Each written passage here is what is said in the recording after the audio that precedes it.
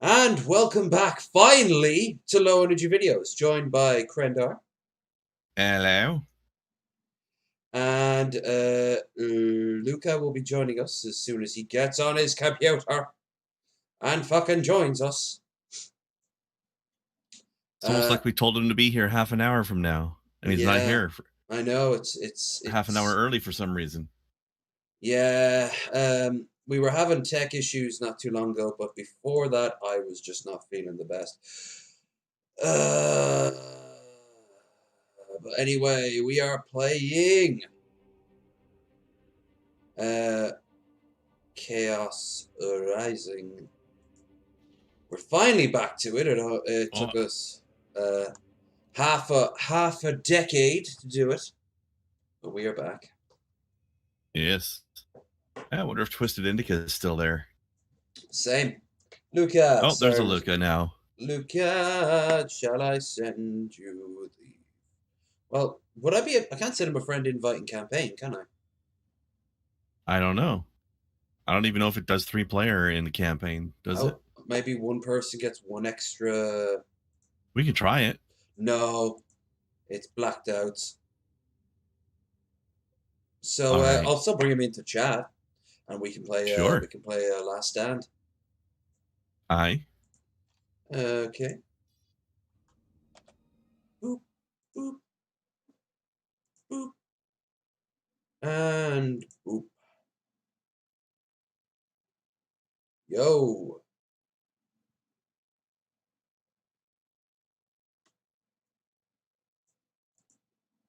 Yo. Whoa. Hey, Luka. We're having some tech issues right now. Obviously. Krendar did. There we go. Wait, hold on. Why the hell won't it let me join both at the same time? I don't know. Like, bring Luka into the call. It won't let me do both. One problem after a fucking other today. Jesus.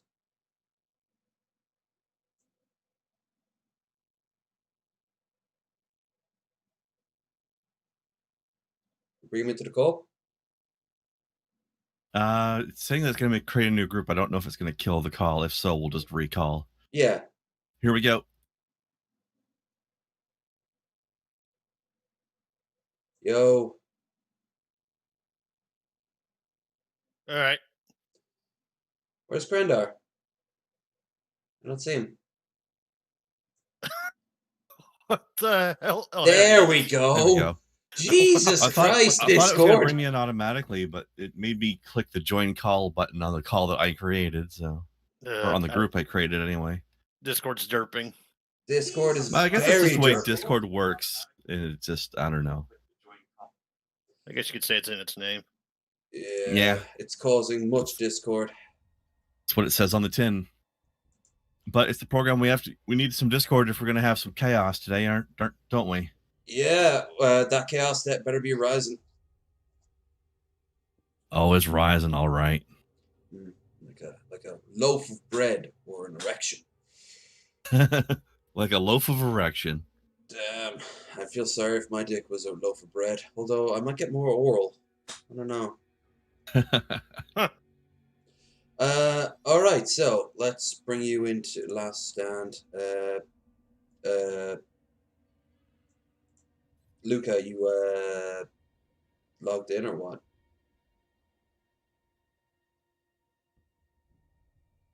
Luka. Do what now? Yeah. Are you logged into the Steam friend thing? Says I am. Okay, ready? Yep. Ready.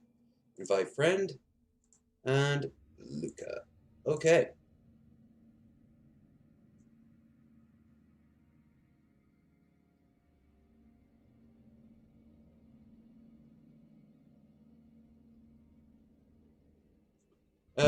Krendar has now joined us, and I'm gonna try to play somebody different. Well, I don't know. Maybe not.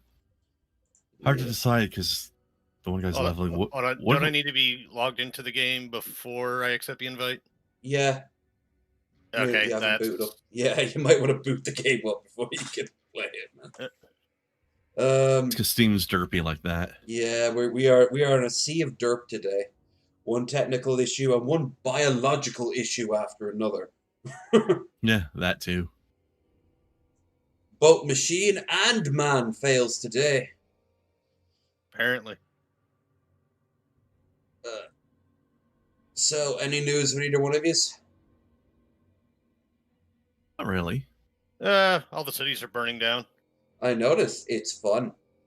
Oh, about that, I have a friend who's considering coming on probably next week and talking about that. That's to say that they're very much affected by what's happening, and they have a very good little insight into it. So I might just interview them and talk to them about it. Okay, resend the invite if you would. Yep. That should be interesting, though, for sure. Definitely one of my more controversial choices. Yet another moment where I'm glad I don't live in America. Same. I mean, the food's great and cheap, and the booze is great and cheap, and the girls are copy and paste. But, my God, it's currently on fire. Literally now. Man, I wish the food was cheap here. Food's good here in Canada, but it is not as cheap. I remember. Though the poutine is definitely good. Oh, yes. Although it is fun to sit back and laugh at the kinds of things the Americans will try to make and try to call it poutine. Okay, so I hit accept and nothing is happening. You might need to tab back to the game itself. Except I don't see you in here, so I guess it didn't work. It's been messing with us today, too. I'm trying not to lose my shit, but... Are you on the title screen right now, Luka, of the game? Yes, I am. All right, try one more time, Lo. Okay. I mean, we had to try like 4 or 5 times to get me in here, too, so... Sorry about this, folks. It's going to be one of those days.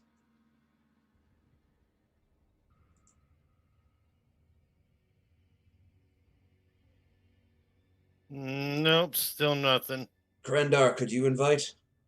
I will try.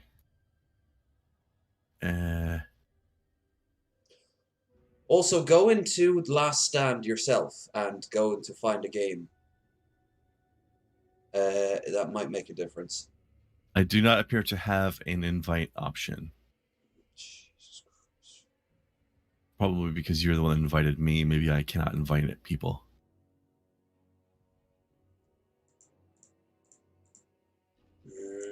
I'll try it this way. Oh, wait, hold on. What about that? Try that one, Luka. Did you get that? Yeah, got it. I was trying to do it through the Steam Friends list, but apparently I had to do it through the game button.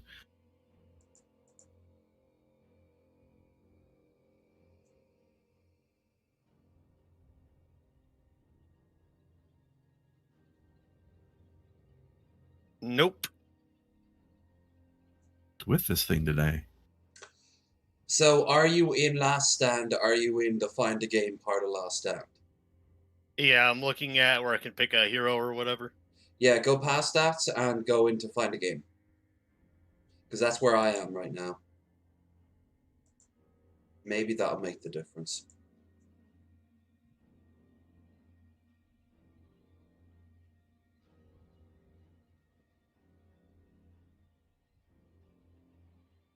Yeah, it's not giving me a multiplayer option. That's odd. Gonna try again.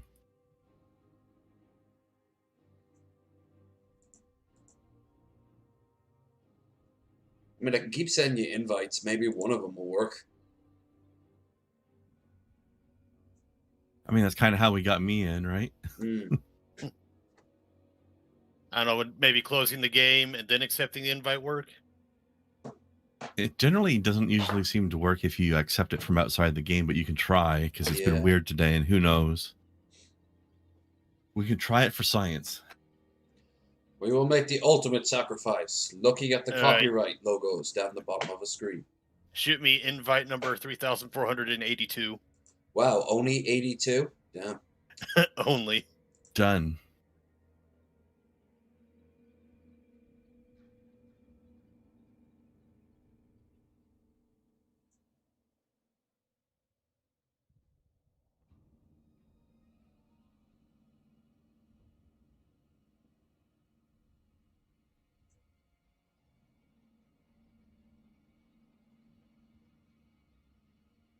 Okay, it booted the game up, brought me to the main menu. And then do I just go to find a game? Yeah, Should have just brought you in. should have, yeah.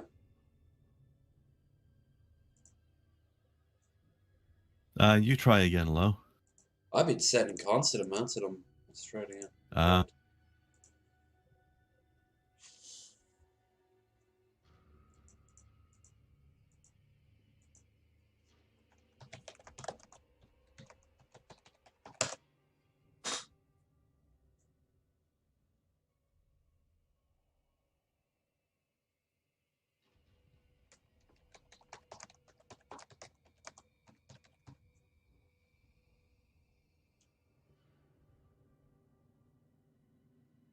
Okay, there it goes. Ah, does it? we shall see. Invite friend. Invite friend.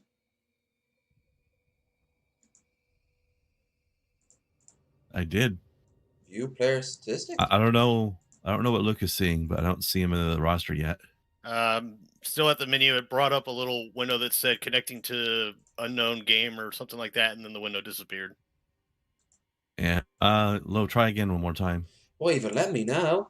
It just when I hit on it, it says invite friend question mark view player statistics. Now it has a game history.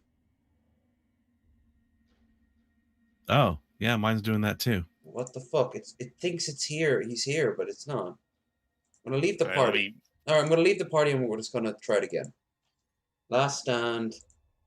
Ready. Back. Invite friend. I'll send Luka first. See what happens.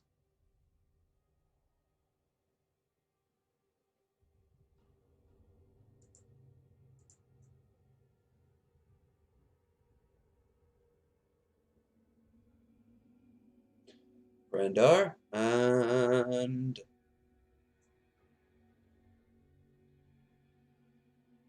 if this doesn't work, we'll just play the campaign. Luka can be our spirit animal. that might be what we're going to end up doing because I'm actually starting to get a little flustered by this myself. All right. I guess I need to do a screen share for him then. Well, he's on. You're watching the stream, aren't you? There's a little delay there, right? Yeah, it's slight delay.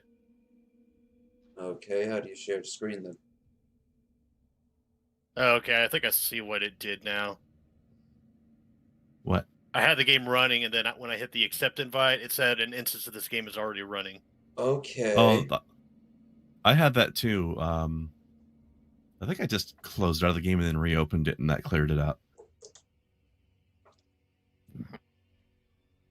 Yeah, it's up to you two. Well, if you think you can fix it, we might as well, because I'm still on the last stand page. Krendar is still Give it one hooked up, more go. so, yeah. If not, sure, we'll I don't know how to share screen though. That's the only thing. It's just one of the buttons on the Discord call. That's all. Oh, okay. I think it's the one that looks like a monitor. But Um, we'll see what happens with this first. Yeah.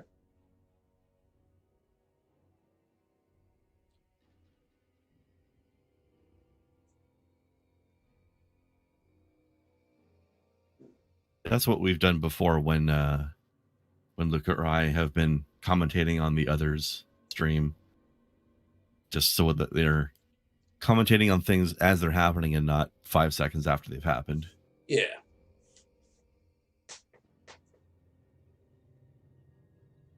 What the hell is my computer doing?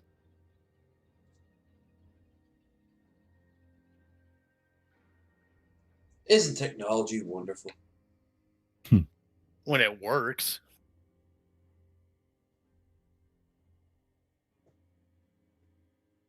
A mind of its own, it does. It's almost like Relic should be informed. Oh, wait, no. They're all dead. That's what happens when a company folds, right? Everyone is just taken out back and shot. Yeah, I think so. And then their bodies are pressed and turned into material to make new game designers. Sounds right to me. Kind of like Tyranids. Kinda. I hear Stefan They're just- Molyneux. Stefan Molyneux. It's just recycled biomass. I hear David Cage. I don't know why I really went Stefan Molyneux when I said David Cage. Here's been reprocessed since the late 70s. That's true. Although his games are very, very pretty now, even though they're still the same wild nonsense as ever.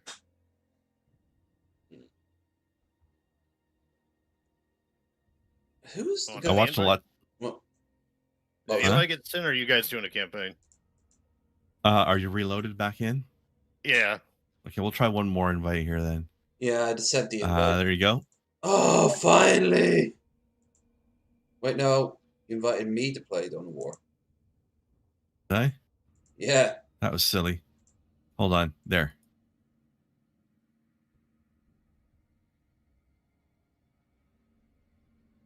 Stefan fucking Molyneux with David Cage.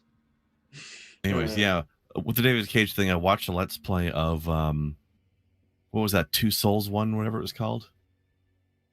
Uh, I think that was Beyond the Two Souls? Beyond Two Souls. Yeah, it was 2 David Cage games ago, mm. and that game was gibberish. Very pretty, but it was nonsense. Didn't he make Heavy Rain? Maybe. I think so.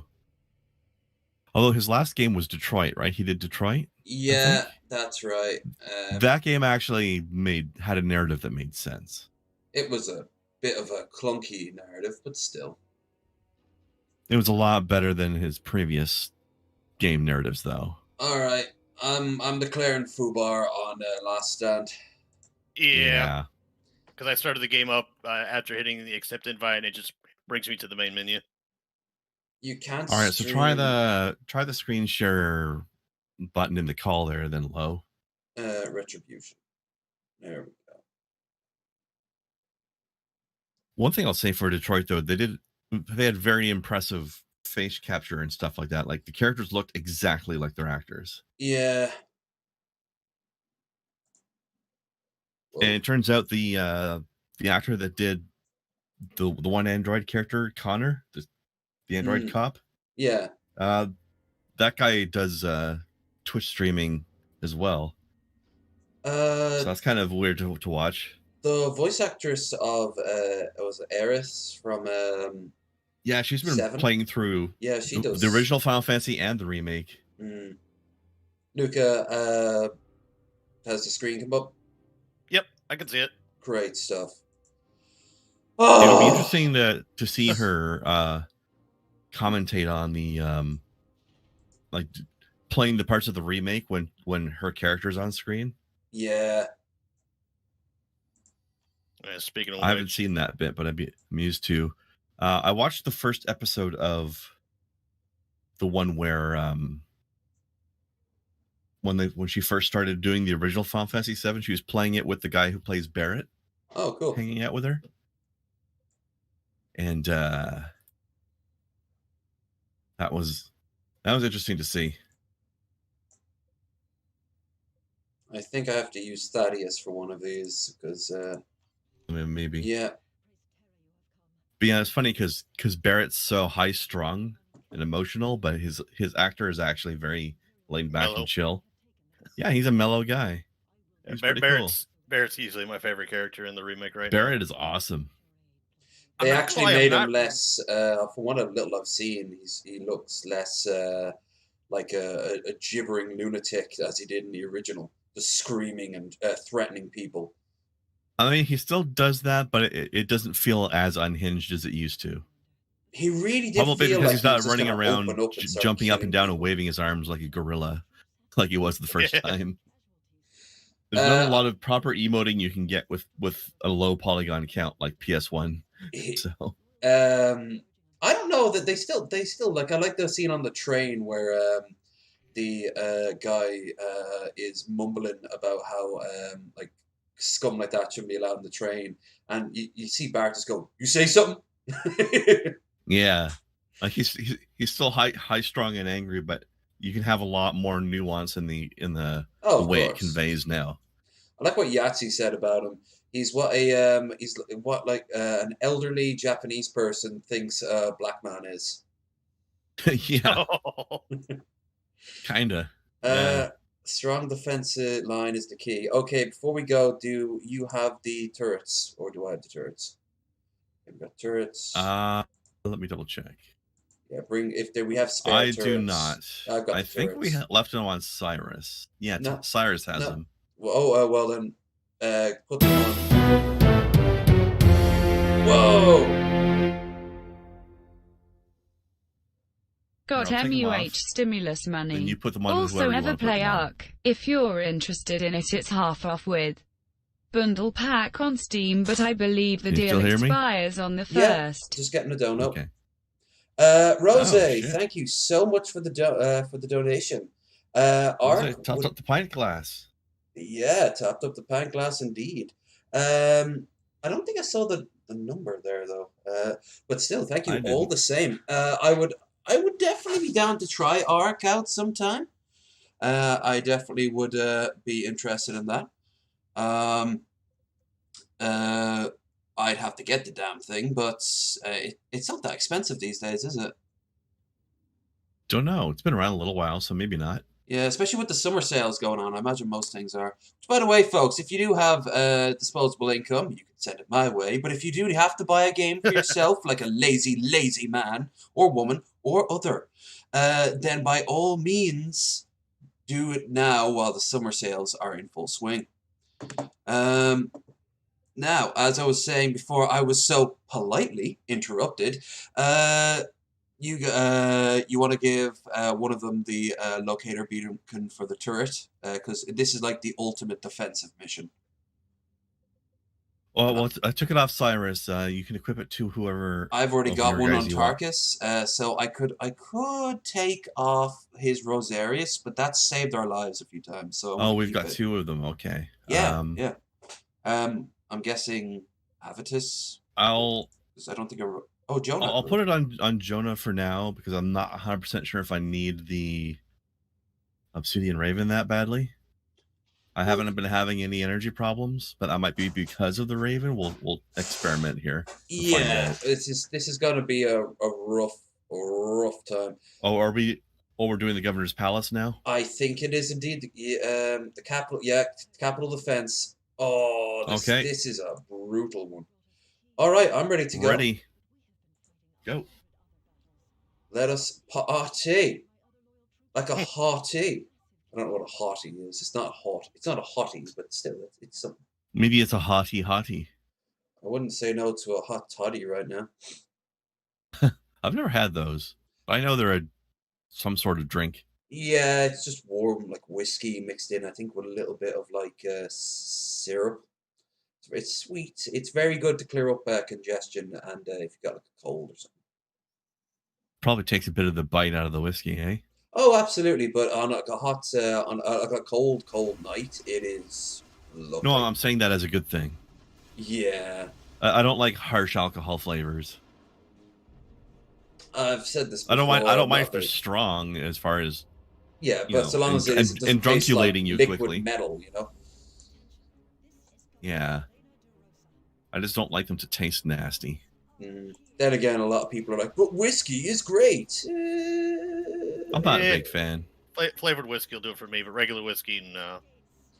Yes, I like vanilla. I like when you put vanilla extract in some whiskey. I actually got some vanilla earlier today. Nice.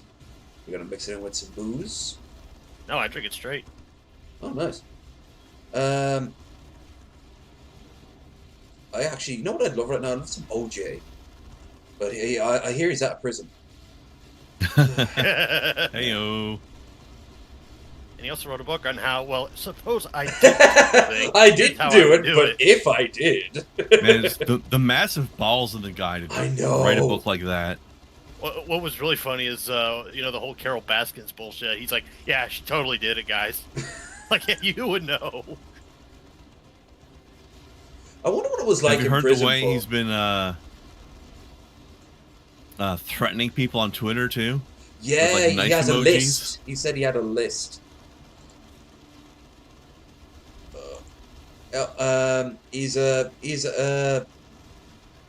We all know he did it, but there's something almost like not forgivable, but respectable. Like you look at him and you're like, oh shit, you're a murderer. Yep. I mean, no, absolutely not. No, not me. There's a cheeky little wink.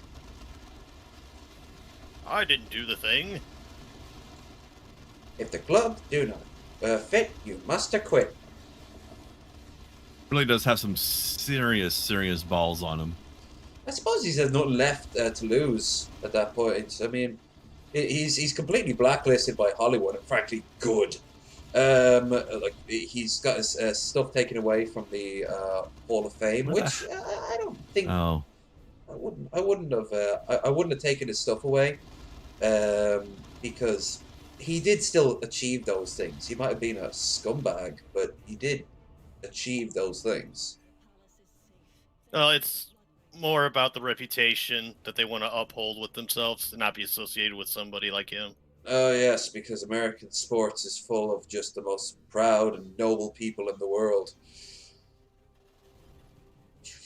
I think that sort of feeds into one thing I always thought was incredibly strange about just North American culture in general, because it happens here too, is the idea of the quote-unquote local heroes, in the sense of, like, if there are some sort of professional sports star that comes from your town, you call him a local hero. And I'm always wondering, like, okay, that's a big achievement, but how does being an athlete make you a hero specifically? Plot twist, it doesn't. Exactly. We do okay, the same here. you're a local boy that we're proud of, sure. We do the exact same thing here. Hero? That's stupid. Yep. And also, like, sometimes they're not exactly proud of where they come from. I always remember that line from The Simpsons, Eye on Springfield, where, like, Dredrick Tatum is being interviewed, talking about growing up on the rough side of the streets in Springfield. And he just there, like, that place was a dump. If I ever go back there, I'd really be fucked up bad.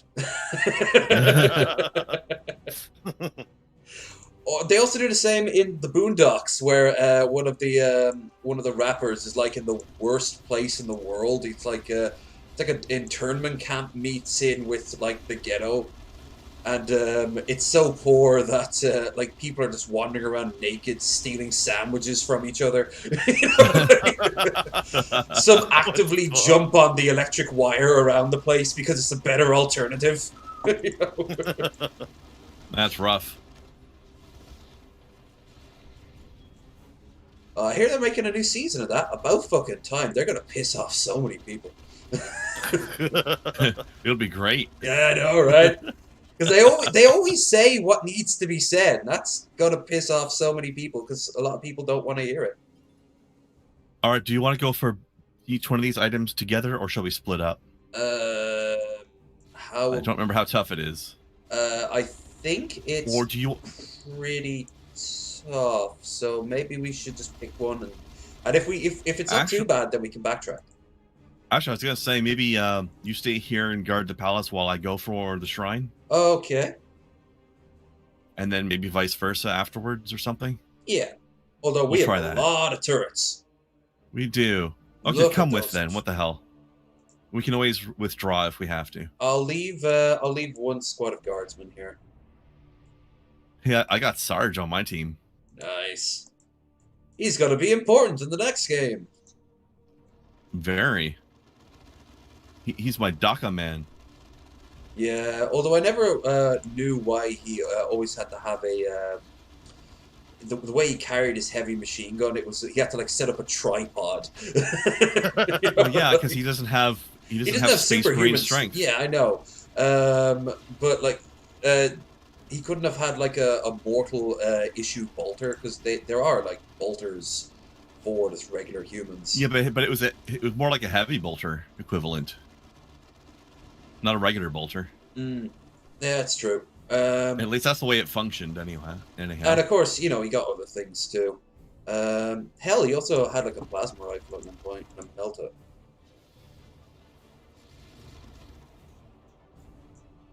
You know what? This was actually pretty easy. You might want to just go back up top.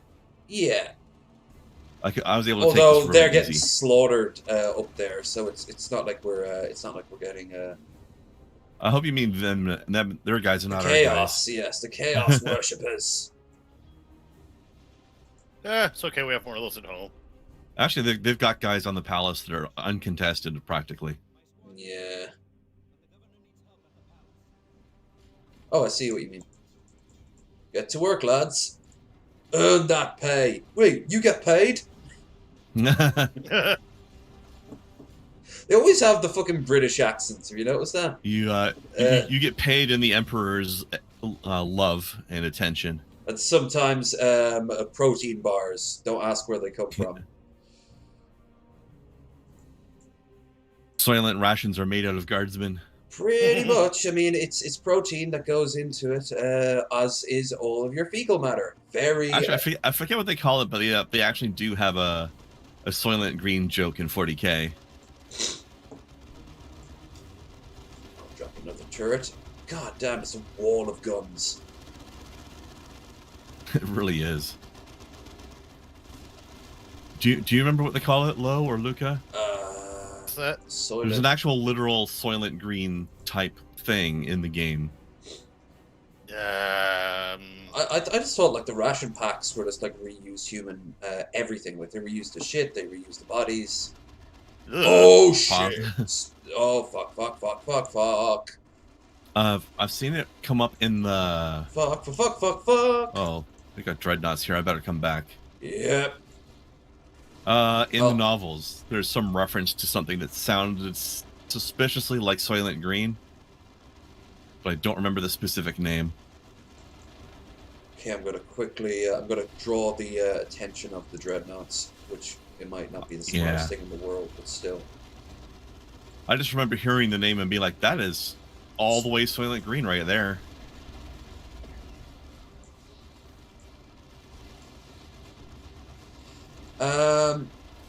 Hell, like in 40K, it's more likely that they'll just be honest and be like, "This is human. You're gonna eat it."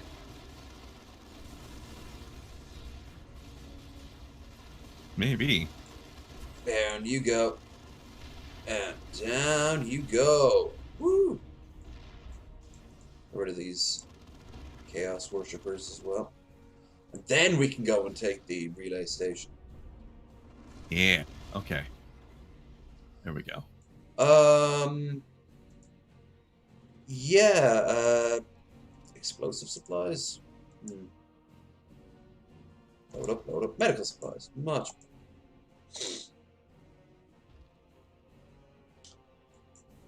So, yeah, while...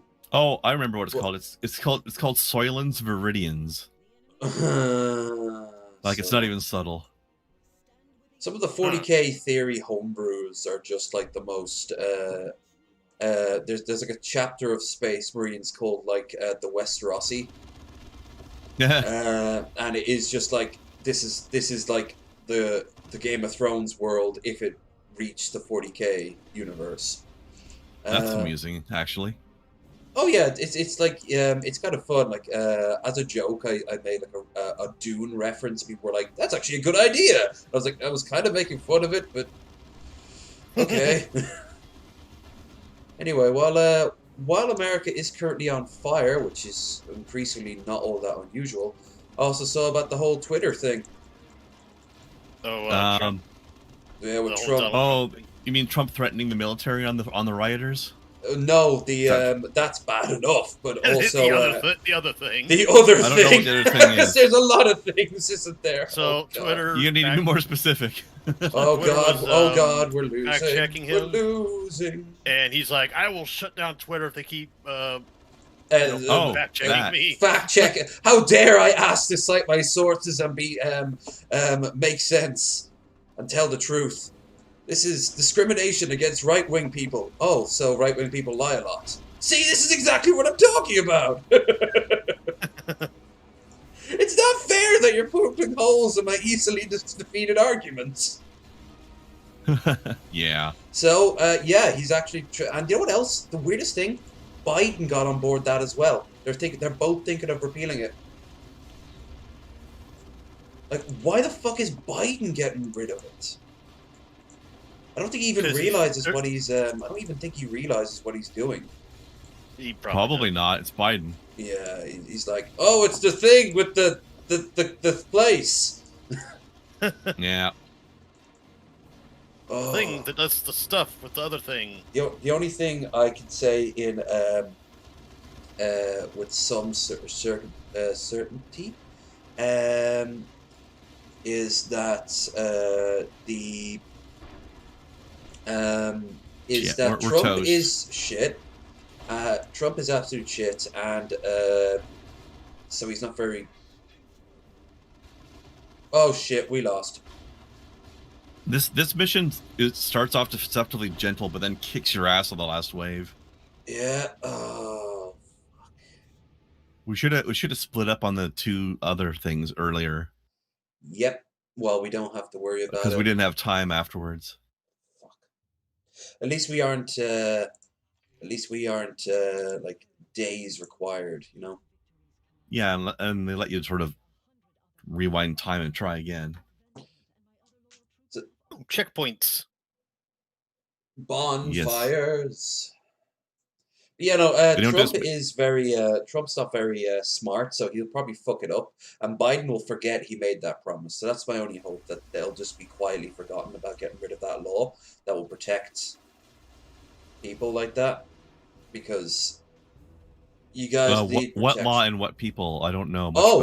Yeah. So Trump is trying to got angry at Twitter for starting to fact check him, and he's threatened that he's trying to repeal a law that basically if you it's something like if you post something on if someone posts something on your website, you aren't held liably responsible. But he wants to repeal that.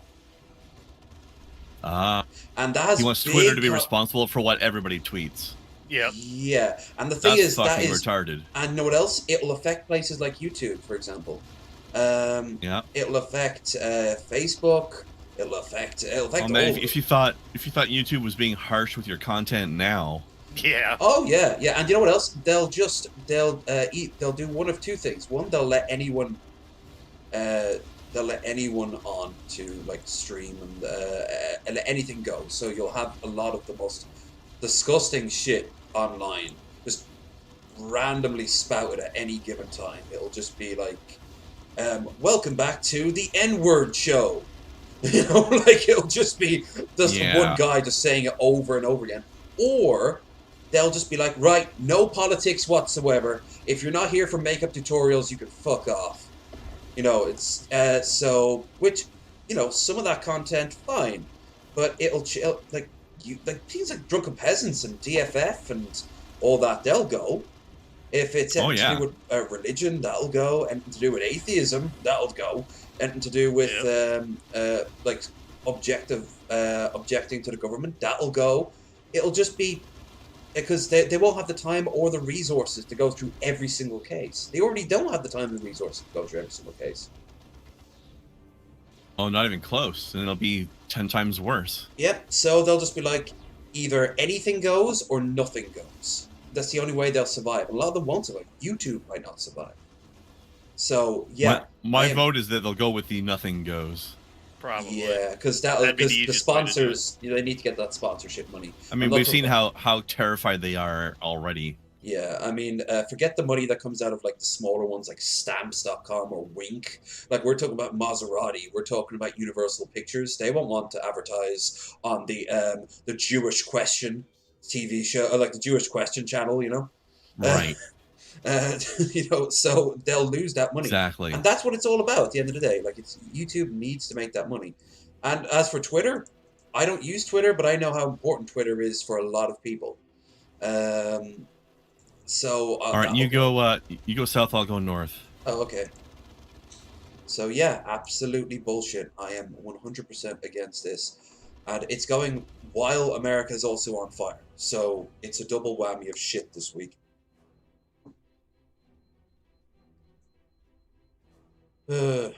Anything positive from either one of you this week? Anything good? I mean, things are going all right for me, personally. Same old. Yeah, same with me. I'm getting a new camera soon, so I'll have hopefully a little bit better frame rate on my face cam going on. I've never really noticed. A friend of mine who does 3D printing is making me an adjustable arm to hold it. Ooh, that's cool. So I can move it around more easily, because it's going to be, the new camera doesn't have a mount for sitting on top of a monitor, so I needed some sort of arm for it. So we're getting a custom jobby. I can't actually take Nice. I can't take the shrine for some reason. There's a fence there and it's not letting me pass through it. Maybe I'll try and blow it up.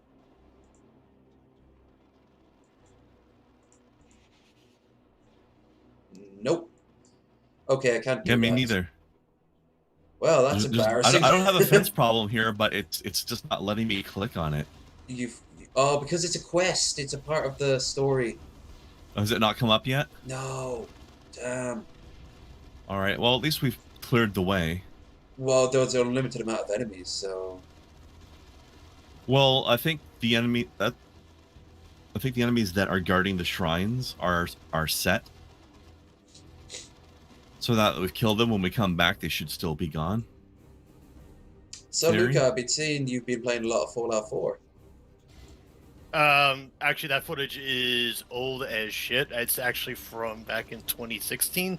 It's just, wow. I was uploading it. I stopped uploading it. Then I got backlogged. The game is completely finished. I just got to finish uploading the other, I haven't even got half of it uploaded yet. It's a fucking massive campaign that I did. Nice. I think the largest list I have so far is Skyrim, and that was like 200 some odd videos. I think are close to 200. I've been really getting into the Legacy of the Dragonborn mod. I was playing it last night, just drunk off my ass. It's just so fun to collect all these items. And there's so many new items to collect as well. The voice acting's pretty good too. It kind of makes me want to learn to make my own mod. Stuff like that does. All right, head south now. Okay, I can do this. I can do this thing. I haven't played those mods for Skyrim, but I have played. I am doing the equivalent with Dark Souls 3 right now. I'm playing this mod called Cinders. Okay. Which is a massive change to the game. Like, item locations are mostly different. There's a lot of new items or changes to the way they work. Enemy layouts are very different. So it's almost like playing a new Dark Souls game, except that technically the geography is still the same.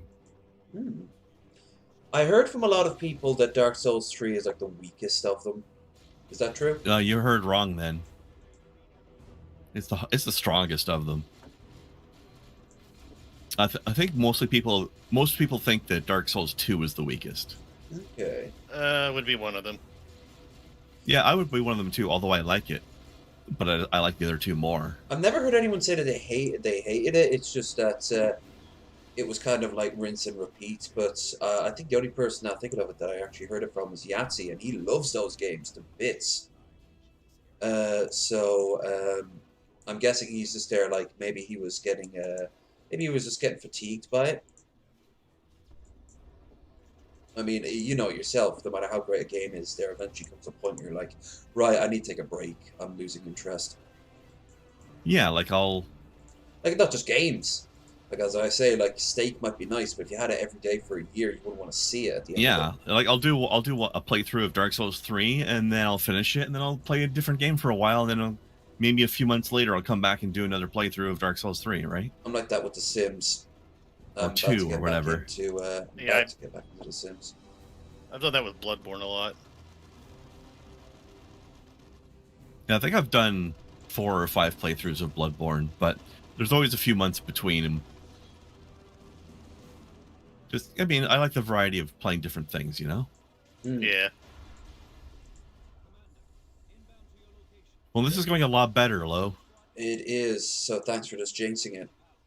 Can you never Yes, use you're your welcome. powers for good? Because I can't. I'm a bad person. Would you say you're a chaotic evil or lawful evil? Well, joking aside, I would say that I'm actually neutral good. But for the purposes of this joke, we'll say chaotic evil. Luka, where would you be on the spectrum? You can't just ask somebody where they are on the spectrum. God damn, man. I Took lean you a towards few seconds, Apache didn't attack it? helicopter and F-15. As far as the evil good thing, I would say maybe probably complete neutral, true neutral. Hardest one to achieve because you're always getting pulled in one direction or another.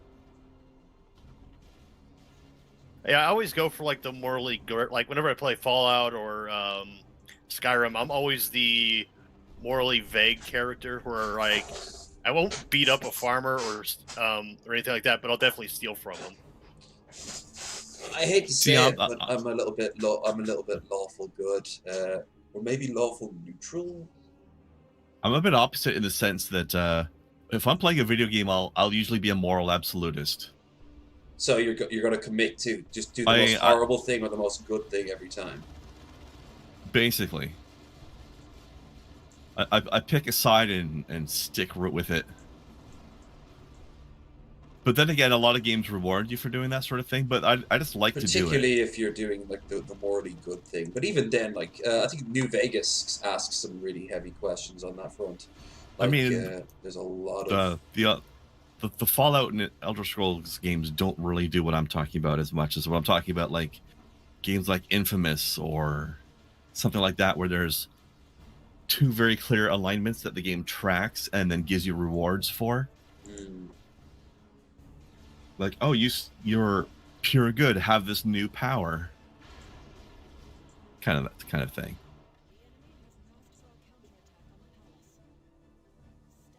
Okay, the enemy is masked for a counterattack.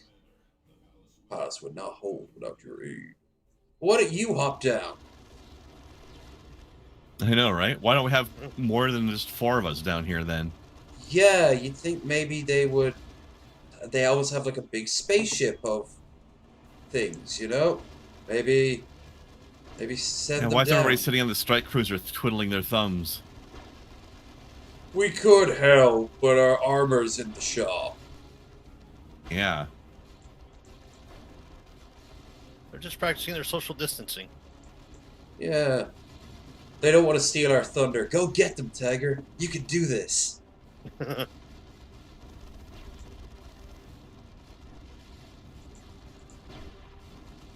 Fuck. Tank, tank, tank. Bad tank, bad tank. Alright, 1 tank's down.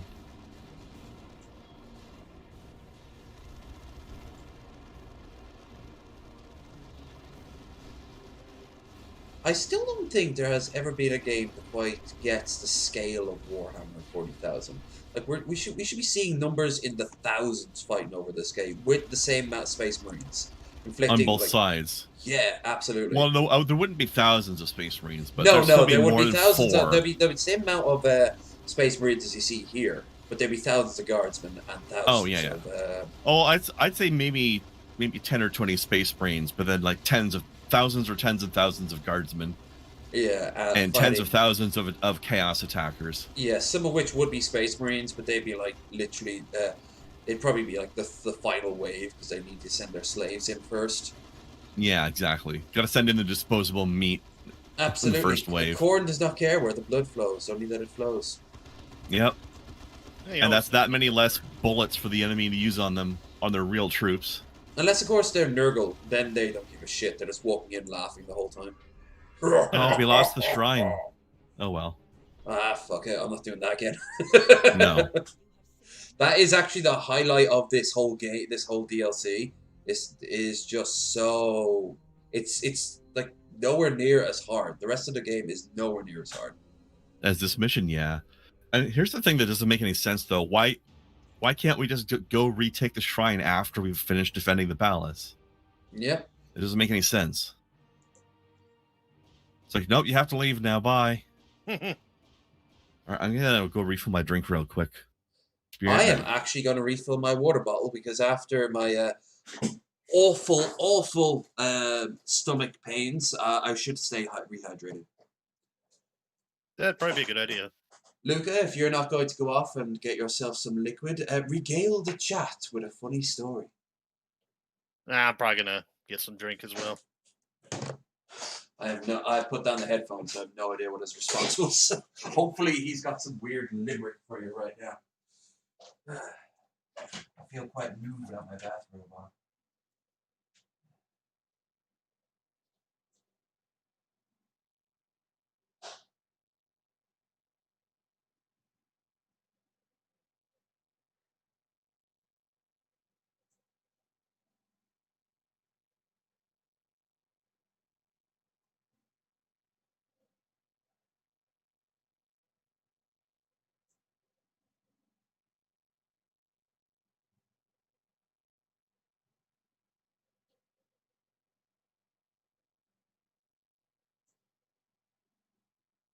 This is the stream of the precious.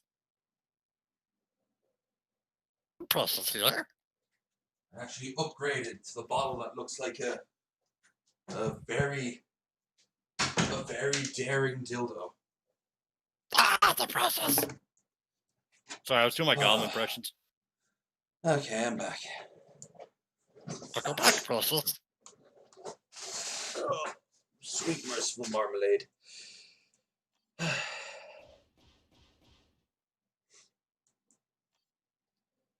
Okay, so my door didn't close right. And this is the last time Garunda Rosa appears in the series. What happened now? This is the last time she appears, and Krendar has quite the 40k crush on her. Thing is, I can't. I heard this more than once. Like, you can make tons of characters like sexualized in the 40k universe, but I don't find any of them sexy at all. There's just something. I found a great moment to come back at. Yeah, you did. First words I heard putting my earbuds back in was sexualizing 40k universe. Well, we were talking about Slanesh's way of life. Yeah. I mean, no. I mean, obviously they're pure pleasure, but I don't know. That almost seems like low-hanging fruit. Besides which, as sexy as maybe their midriffs and boobs are, their hands are probably giant crab claws. And I'm into a lot of kink, but there are limits, and crustaceans is one of them. That's why I always kill them. I would have to agree with that. Yeah. The demonettes are not particularly hot. I mean, they kind of are. If you look at their facial structures and the like. If you're into like real demons, monsters, maybe, but they're really not. Yeah. Then you got the Sisters of Battle, but that's, I mean, physically, yeah, they're attractive, but then personality-wise, they're just grim. Everything's just grim and serious and angry. You're either shouting or scowling at you. Sometimes both. Yeah. Yeah. And well, yet like this here, wandering around. The Iron Cage has plus 20% accuracy to user and all nearby allies. Ooh.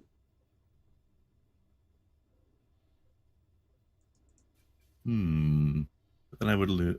Well, it might be worth it for the missiles. Ooh. All right, I'm gonna try out this armor for a bit, but don't sacrifice my old armor.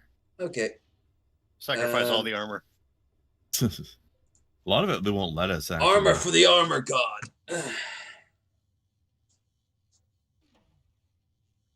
Although we've got Vault of the Deep Night for Fool. I don't know how that compares to what he's wearing. Oh, that's lovely. Speaking of the Fool, armor rating is huge on that. He's got a really cool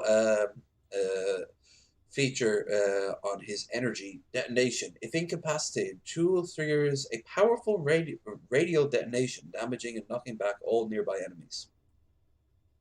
Nice. Considering how By the often way, he gets swamped and taken out, take a look at Thul's new armor. See what you think of that. Okay. He loses his damage bonuses, but the armor rating is massive. 125. Wow. Yeah. Versus 70. Okay. The 71's going to the librarian. Oh, actually, it gets a 50% damage resistance aura as well. Nice. It's not just for him. Pretty crazy. Cray. Thaddeus.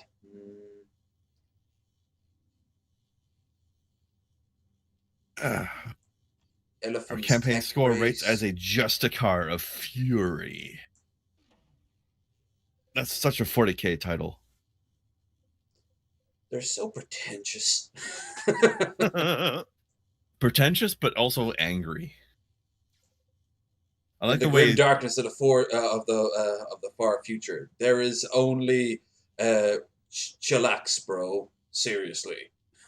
I like how the Space Marines specifically, like the Imperial Guard doesn't do this, but the Space Marines are all about espousing fury as being this big virtue. Oh well, no. One need be guardsman can be fury, but let's be honest here. That's like pissing into a hurricane. You know, like it's oh no, the little puppy is angry. Yeah, but I mean, they don't really. You never really hear like the upper echelons of the Imperial Guard or the commissars or anything like encouraging the guardsmen to be angry. But whereas you're constantly hearing Space Marines yelling about "Show me your fury" or "Show the enemy your fury" or whatever. Yeah, it's actually more like the guards are like told to be more defensive and like don't run away. You know, like their main skill is just not running away. Brigantine of Conquest or Caprice of Carpace of Conquest for Cyrus. Do you want to touch Cyrus and make him better? Brigantine of Conquest is shite. I said that in a very weird way. Do you want to touch him and make him better? Oh, you know I do. Although that armor is not going to make him any better. Are you kidding? I'm assuming that was a facetious question. Do I want to gain 3 points of armor in exchange for losing 25% damage? No, I do not.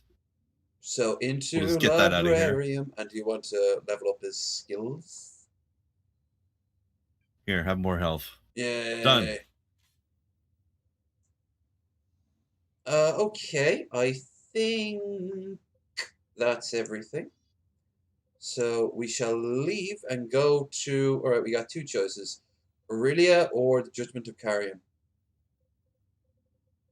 Judgment of Carrion is the one with the robot. Yeah, the relics. No, I think that's in Retribution. Oh, that's right. But also we have to go to Judgment because it's okay. one Let's day. see. We've only got 1 day to do it. We've only got 1 day. So I guess we might as well do that, unless the other one's also 1 day. Nope. There you go then. Into the space anus you go. We will take a shortcut through the hell butt. The hell butt. The butt. When you get a 12-year-old to write your lore. They went into the butthole of space and evil. Well, I mean, they could play it off innocently and just say it was a Finding Nemo reference. Oh. Relic of space. We have located the store. Judgment of Carrion, recovering additional Blood Raven genetic material. Ew. Would be great. I do have to say I enjoy just how fucked up this derelict ship is. It's like 20 derelict ships and a few asteroids for good measure. Yeah.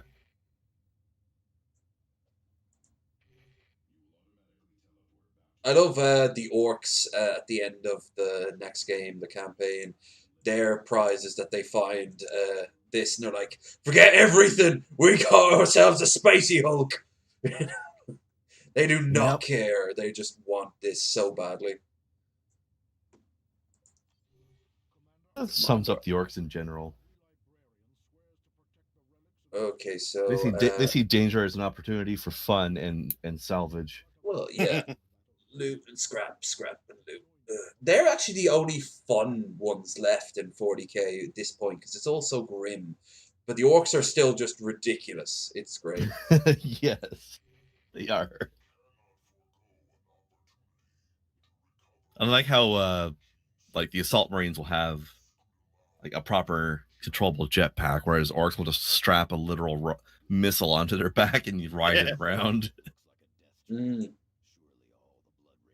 I love also how like they fire like grots out of their guns, and in Battlefleet Gothic you can actually see them in slow motion. They look like Superman with their fist up. They're like, gonna punch you.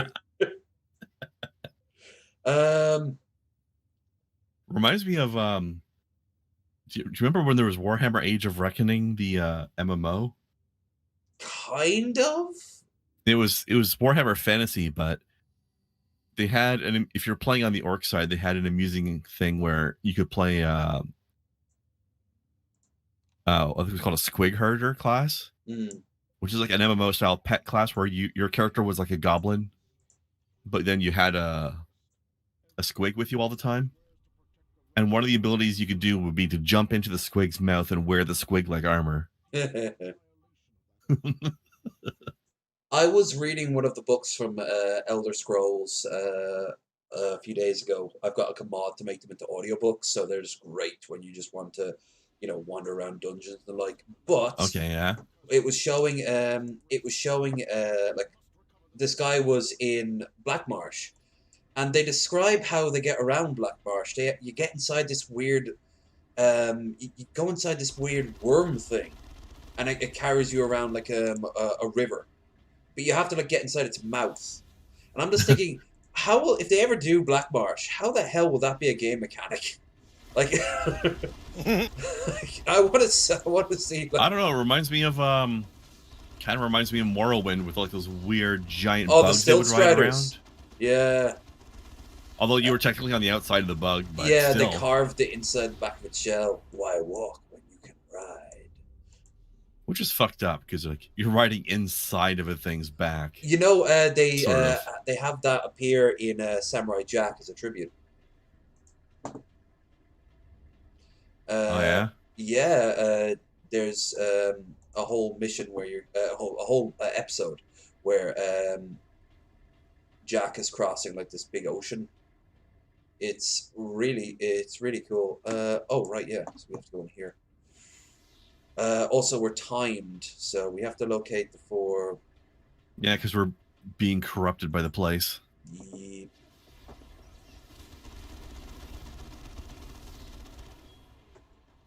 Okay. Also, isn't that in one of the Dark Souls, the dragon eats you and takes you somewhere? Sort of. In Dark Souls 1, there's a giant snake man. Yeah, with the weird, snake, clinking teeth. Rawr. Yeah, and they transport you by swallowing you and then spitting you out somewhere else. Although the thing I always found bizarre about that is apparently there's supposed to be 2 of them. Yeah, and they're on like different sides of the alignment scale, but I never found the second one ever. I watched Matthew Matosis do a complete playthrough of that game, and he found them both. Yeah, I've never seen Kath or whatever his name is. The dark one. Yeah, the one that wants you to end the Age of Flame or whatever. Yeah, I've never seen him. Yeah, I didn't run into him in that playthrough I did either. I think when this is done, I actually might rewatch that video. It's an entire playthrough, so it's huge. It's like 5 hours long. It's a nice way to wrap up the evening. All right, be right back.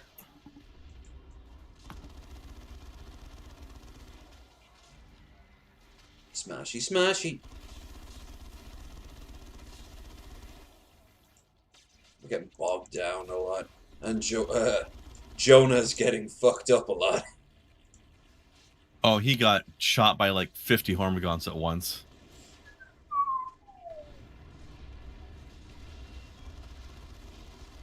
I'll go and heal you up. Come on, heal him up. I'm not going to use a med pack on him.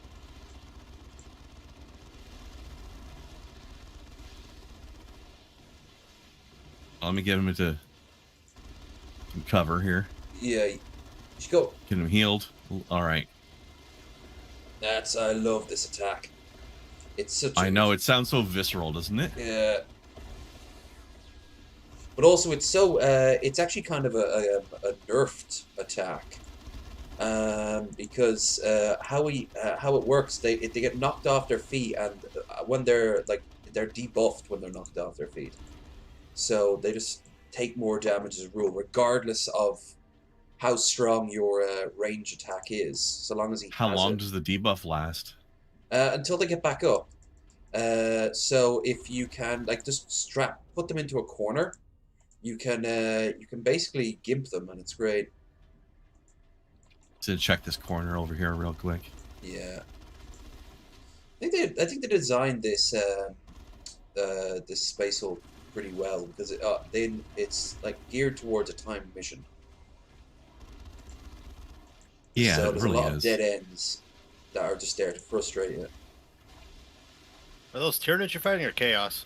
Tyranids. Tyranids. Okay. Smashy, smashy. Although sometimes orcs will show up in here as well. Yeah. Because that's the Space Hulk rules.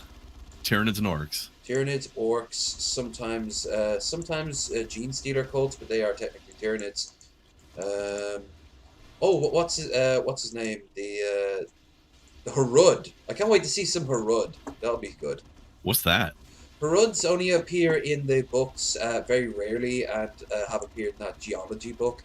Basically, they sneak inside ships, and they're like they don't have any bones, so they kind of just sneak in, like they slip in between cracks and walls. But the thing is that and they have like whole societies underfoot. But their main attack is really cool. They literally age their enemies to death. Holy shit. Yeah, if you're spotted, they mostly want to be left alone. They will forcefully change you into like your nothing but dust. And they're not really dangerous, but what they do is when they are on planets, they constantly warp time so much they start causing like tectonic plates to break up, and they like earthquakes and tsunamis. Because every time they use time travel, it kind of really fucks them over. But I'd love to see that. Yeah, I'd love to see that in like an Eisenhorn game or something like that. I did try to play the Dark Crusade. I think it was a couple weeks back. And I remember you, Krendar, you said, yeah, the game doesn't look nearly as good as this one. I'm like, I don't remember it being that bad. And then I zoomed in on like how the space race look like, oh god, yeah, this game did not age well. No. Yeah, games that you haven't played in a long time, you don't remember them accurately in general. Yeah. That, and I think I played the game majority of the time zoomed out, so I wasn't really noticing any of the finer details. But yeah, that game. That's why after the horrible. That's why after the first one they stopped zooming in on like cutscenes as much, because like how the characters' mouths move. Yeah. They're That not was classic designed for the genre that. back then, though. Like I it was kinda ugly for the wish- time. But I remember that. I mean- I remember that being an advertised over and over again on Sky One in front of like Stargate, and it was advertised for like 5 years. Sci-Fi Saturday is sponsored by THQ and Dawn of War, and then it had the Angels of Death song. Do, do, do, do, do, do, do, do. Oh, nostalgia. Yeah, I did play a bit more of the original of this game, and I got, I think, to like the second or third mission where you actually start fighting Tyranids. And I find the game to be a little too slow paced for my liking, like where you have to take cover, be a bit more tactical in how you do things. Yeah. And to me, I'm like, it's just not the pacing I prefer. A lot of the times I wouldn't bother taking cover because the cover systems doesn't work very well anyway. And it often later in game it gets destroyed very easily. Like you tell your squad to take cover, and maybe like 2/3 of them will take cover, and the other guys will just stand there. Oh yeah, that made stand in like weird positions. But yeah, I just found like, oh yeah, if there's a big chunk of guys, just chuck a grenade at them, and like more than half of them fucking die in like one shot.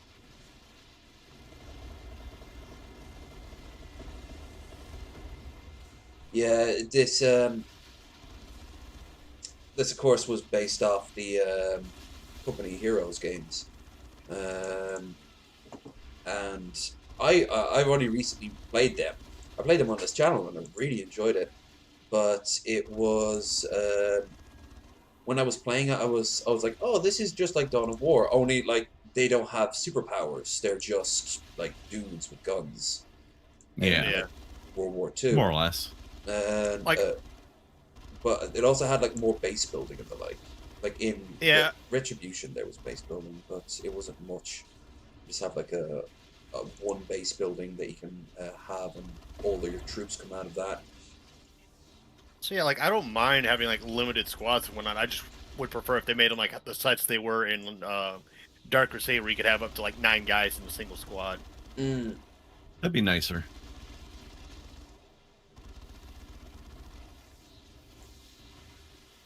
I honestly don't. I don't like the late game weakness of Space Marines in this game, because they should be still so OP.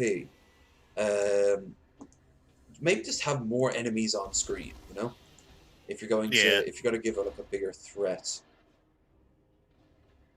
Of course, then your computer would have to render that shit.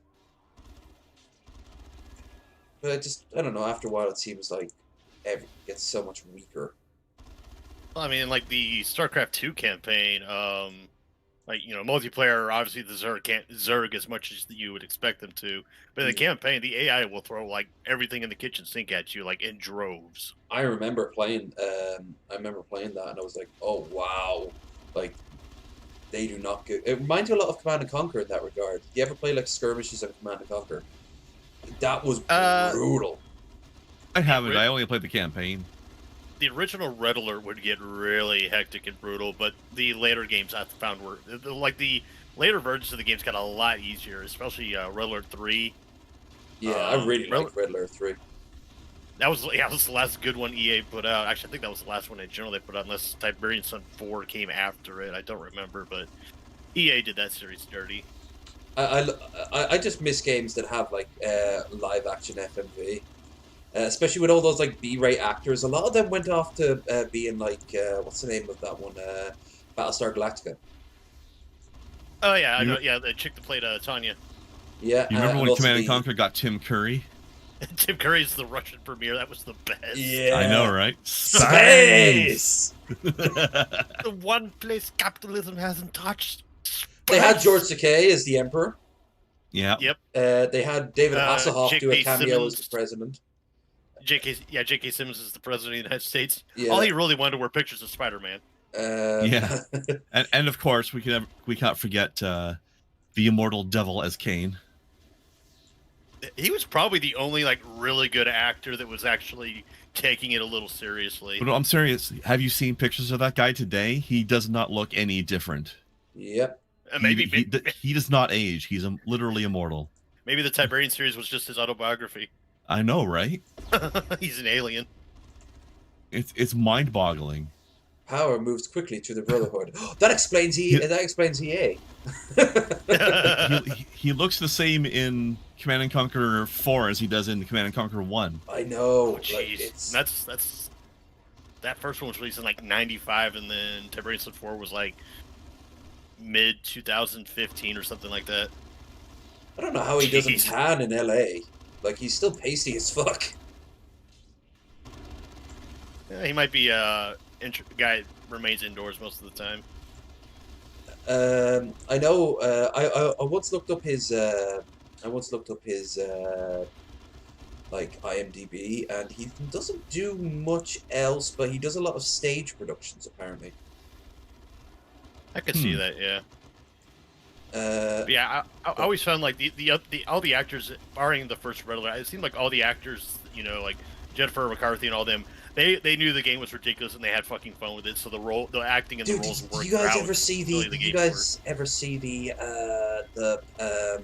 Valentine's Day ads that they all put out for Command and Conquer 3? You mean No, that sounds amazing though. Are you talking Oh, about where they had all the female officers and shit, like do poses and shit? yeah, they all like are really everything is so campy in that series. Oh yeah. Like the Tiberian Wars aren't are like the serious one, and Do you remember the trained communist- dolphins? Yeah, The or the battle bears, the war the bears, battle yeah. bears. I wish they They put a would little hat do a on. remaster where things would look nice and it would have a little bit better of a UI and stuff. Because I tried replaying Red Alert 3 recently and it was painful to interact with. I Yeah, I didn't like the bloom. Too much bloom in Red Alert 3. Everything's that was overly actually a problem saturated. Yeah, that was a problem in StarCraft 2 as well. There was a lot of bloom in that. Yeah. You remember very when bright games used to next gen games used to just be like brown? In the future, Well, like Gears of War, like everything is brown. yeah. Well, what I gray. do these days, whenever I just load up a new game nowadays, I'll go into the graphics options and I turn off bloom and I turn off motion blur. Who the I fuck can't came stand up with motion motion blur? Yeah. Yeah, I know. That shit makes me so goddamn. Or nauseous. head bobbing, for that matter. I mean, none of those things ever made me nauseous, but it just looks bad. It looks so much nicer without them being able to see And things sometimes crisp. it'll actually slow your game down. And yeah, that too. But also, I just like to be able to see things more crisply, and I don't want my game to be blinding me while I'm looking at things. Honestly, what's the point of having like a 4K TV or like a high definition graphics card if everything's gonna be blurry? Yeah. Like unless like your character's hallucinating, in which case, yeah, blurred. Naturally is Yeah, gonna honestly, happen. like if say you're wounded, like in Skyrim, for example, when you're like near death, like everything starts going like blurry. You can hear heartbeats, and so it's just that's a good like representation that like shit is going. Yeah, that's downhill. fine. That's not in the motion blur setting though. So No, Yeah. I know, but it's a good visual graphics of something like telling you something without actively saying like your health is low. So we have an item now that can purge corruption, but we don't really have Anyone any corruption corrupted? on anybody. So Yeah, we should probably just sit on that for a while Absolutely. in case we fuck something up later. So if a unit gets corrupted, do you just like lose it forever? No, but it affects the ending and events later. Yeah. You can actually play through the whole game going for maximum corruption on purpose if you want to. In fact, the game even gives you new abilities if you do it. Yep. It's kind of a harder play, but not if like you know what you're doing. It's kind of it makes replayability like a bit more. I think the problem is that the new abilities overwrite your old ones, and sometimes the older ones were better. Yeah. By the way, At least in my opinion. That reminds me of something that I can't stand. In a lot of MMOs, when you get, say, a weapon, you can upgrade it. Like you pay 500 gold and it goes up by 1% stronger. In theory, like you don't ever need another weapon after that point. Mm-hmm. Like you just you get like a more rarer weapon, but it's weaker because you've been speccing the one you've had for longer. Is that like, what's that called? Is that like power creep? That's almost the opposite of power creep. I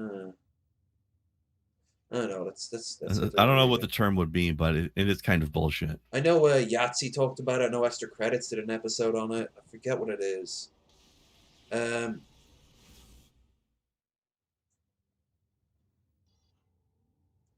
Okay, Lord of Chaos. Minos Iceworks. Do they really need ice? I mean, it is an ice planet. It kind of reminds me of that line from Frozen. where it's a blizzard outside. So what do? I sell ice. Oof. Well, yeah. Well, this is what happens. See, this planet is where they mine the ice so that people on calderas can have ice cubes in their Nice. drinks. Although, would you want chaotic ice? Something tells me there'd be like eyeballs in it floating around. It'd be full of all kinds of flavors you've never experienced before. Some would just be maddening. Oh, this is a trick one. This is a tricky one. Issuing a fallback These ice cubes command give you before eyes on the inside. you drink it and suddenly, I don't know, you grow like mantis legs out of your mouth, Yeah. which is They actually can just something help that you shovel the happens food in in better now. a short story where a prison ship riots and then they get attacked by aliens. I forget what the alien. I think they might be like orcs, and Yeah. then from the like a ship comes and saves them, but it's like Thousand Suns. Oh, So he just starts changing their flesh just for the sake of it, and one guy gets turned into a giant slug, another person has mantis arms coming out of his mouth, and it's very visual. It's very visceral. well, as I recall, one of the Thousand Suns have different branches of magic they do, and one of those branches is flesh shaping. Mm-hmm.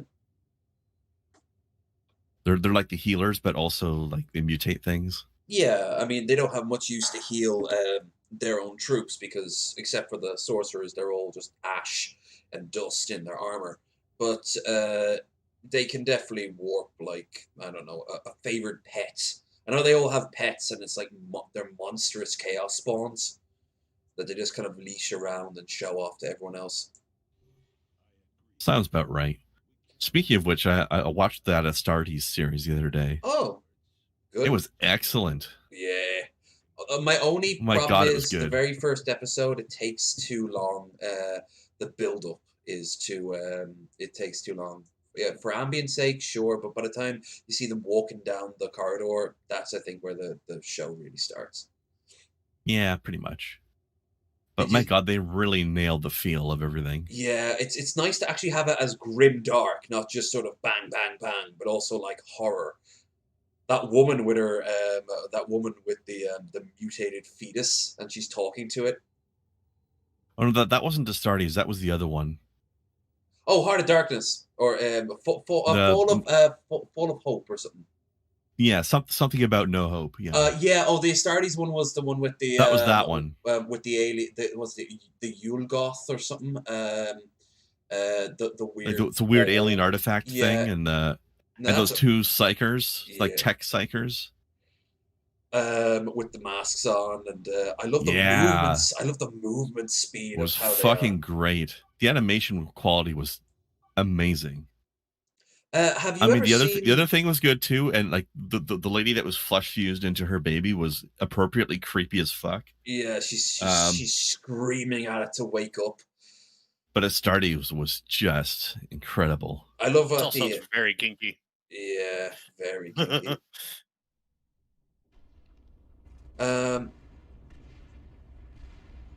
Was it? If you're still jonesing for more, have you ever seen the Hell's Reach adaptation? No. Oh no, there's some fucking ambience. Take on Me, the music video with all the like, sketchy Yeah. lines. They use that, but they overlay the audiobook for Hell's Reach. And Oh. he just creates his own. He creates his own characters. But the thing is that like it's More like so- hell on me. Yeah. Take on Reach, take on Reach, Hell's Reach. I was thinking more like hell on me. Yeah. Yeah, I'll send you that. It's huge and it's just so cool looking. Also, it's pretty good because it's actually a really good audiobook as well. I think it was Graham McNeil who wrote it, Oh yeah, he's good. and the voice actors are all top notch. Even like they even have like Yarrick there as a cameo. Very impressive. You're more steel than the rest of your muling chapter. Muling's always a love good when- word I to always insult love- people with. Yeah. I always love when Chaos champions like call you out. It always reminds you of like old Conan. Like Yeah. Yeah. I am Sounds Stone especially God the the core knight. Strong. Especially when it's a core knight doing it. Oh, of Although course, I they're don't the know which best. one Argast is. He sounds like a core knight. Oh, he's absolutely a core knight.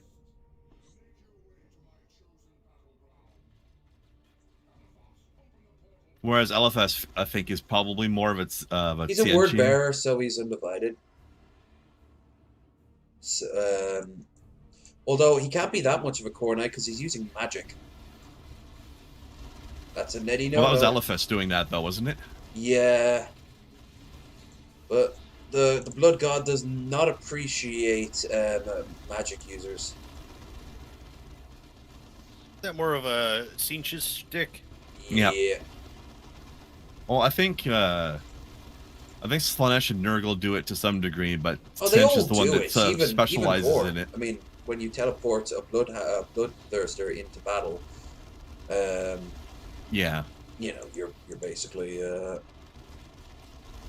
using magic. So they're all hypocrites, but they don't care because they're chaos. Exactly. But Cinch is the one that really specializes in it, in sorcery, quite a lot. He is the father of change and keeper of secrets. So I argue he's the least trustworthy of the Chaos Gods. Even And though the none Prince of of them are really- Lies. Mm-hmm. Even though none of them are really trustworthy. None of them are trust. I suppose you could, Yeah. if you made a deal with any of them, I suppose it would be Slanesh, but only so Slanesh can try to backstab you later. By the way, remember, don't use the fallback button Yeah, on this that'll cause map corruption. at all. And that's going to be that is not going to make life easy. There's going to be no bueno. Oh, do they run towards the enemy? No, fallback makes you guys run back to the last Checkpoint. like No. reinforcement position It's great if you're where you can using get it fighting. reinforcements from, but it'll corrupt our people if we use it on this map. Ooh. Yeah, it's kind Actually, of a why don't challenge. He's basically saying like, don't run away. Now, obviously, Avitus, if you want to heal him up, you just have to take him back to the nearest relay, which is over Yeah, here. you can go back to it manually. But there's an actual button that automates it and makes them run faster, and we can't use that button. The Gotcha. bug out button. Why don't we take the thing over here away first, or do you want to do the shrine instead later? I think we have to go down towards the relay regardless. So let's go down to the relay. Yeah, but I'm wondering, like, we can only capture one of them, right? Not in this one. There's no. We can capture both of them this time. View. Yeah, I think we have to take both. I think we can take I guess we did that during the Governor's Palace, didn't we? Yeah.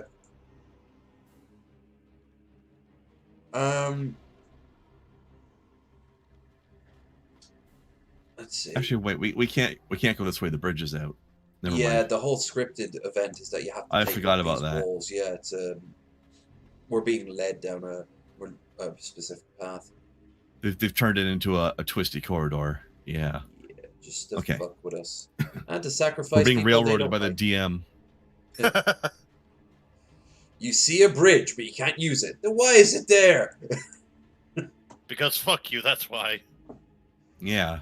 Wait a To minute, I give you can hope, use and then levitate. so I can No, then take no, it you can't. away. No, you can't. Yes, I can use levitate. No, no.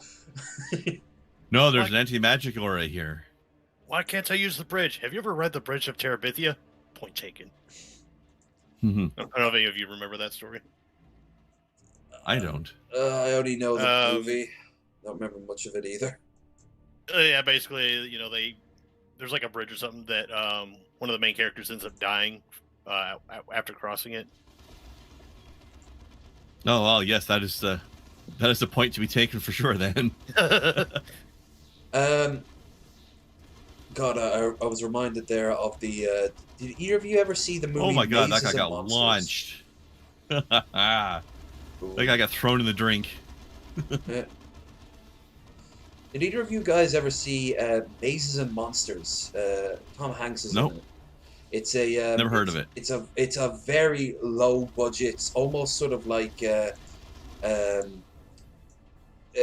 sort of demon like a demon scaring movie for like a religious nut jobs, and it's about like how people who play Dungeons and Dragons, or in this case Mazes and Monsters, are like unhinged and psychopathic based off that story. Remember that one dude in a college who went crazy and thought that his D&D campaign was real? Yeah, I know what you're saying. Yeah, so those sort of like scare tactics from like those Karens in the 90s talking about that. Sounds It's like all a Jack demons. Chick comic book. Yeah. Yeah. So he's there with his friends. Tom Hanks's character is the main one, and he goes crazy and starts thinking it's like all real and shit. But he's there with his friends before he quite loses it, and they're playing like a campaign they've been in the works for a long time. And the DM's like this. So, you see a pit, and there's gold inside it, but the pit is full of spikes. You'll die if you go near it. What do you do? I jump in and get the treasure. There's like a long pause, and this goes, well, how much treasure do I get? Nothing. You're dead. like, everyone is just like, oh, for God's sake. What a dumbass. It's kind of like Iron Man mode, kind of. I think they were playing in the sense that, like, if you, I think if one of them dies, they all die. Like, the game's finished. Oh shit. Yeah, so he just ruined their land. The plot says like they've been playing for like weeks. What a dumb shit. Yeah. Then again, he goes crazy and just like starts killing people. Tom Hanks as a murderer does not pan out.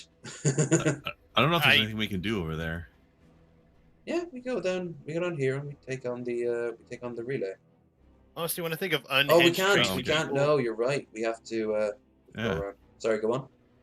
I was gonna say, when I think of crazy unhinged people in movies, I think of like William Dafoe, Jack Nicholson, stuff like that. Jack Nicholson's good at that. I can't see Tom Hanks being a crazy person, Especially young Tom Hanks. This is like even before Big. or the king of crazy, Nicolas Cage. Or what's his name? Christopher Walken. He's another good crazy. Yeah, we're gonna need more cowbell. You guys ever watch? There used to be. There's a series of videos on YouTube, or there's this guy pretending to do. He's doing a Christopher Walken impression while let's playing games, and he calls it. They're called Christopher Walken through. Yeah, I think I've heard of this guy. They're hilarious. There's even a couple of them where he brings in his friend. What's his face? Morgan Freeman.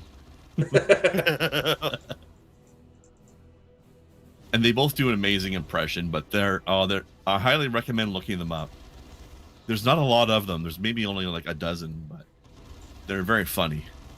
There was one video series I saw of this guy. He does like voice impressions of anime characters, and I can say the ones that I am familiar with, he does them very spot on, and he prank calls like those Indian scammers while he's pretending to be this anime character. Yeah. Is that the guy whose whole thing is about scamming the scammers all the time? Is that Kit Boga, by any chance?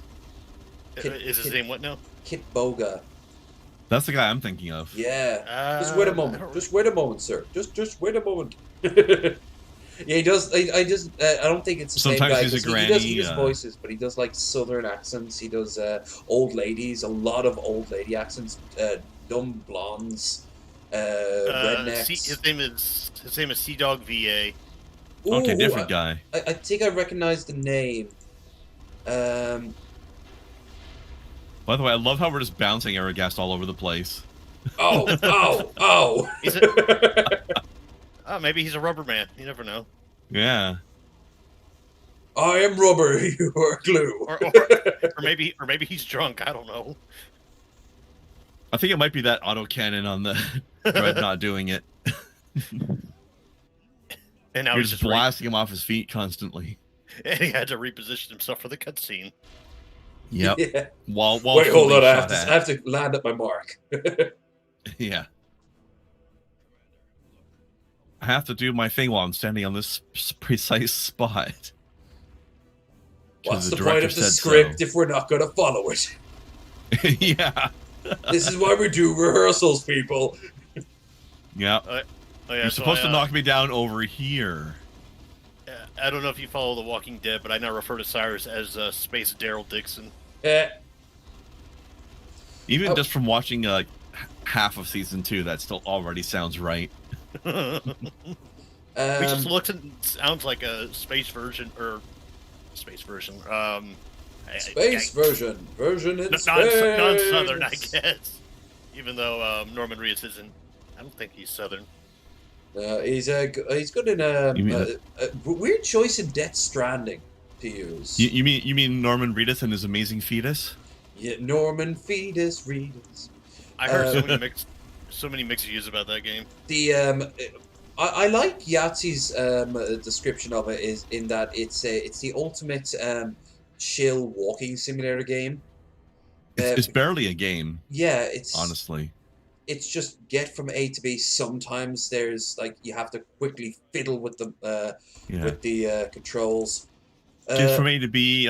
Look at a beautiful world and beautiful characters, but while listening to a batshit insane only Kojima could write it story.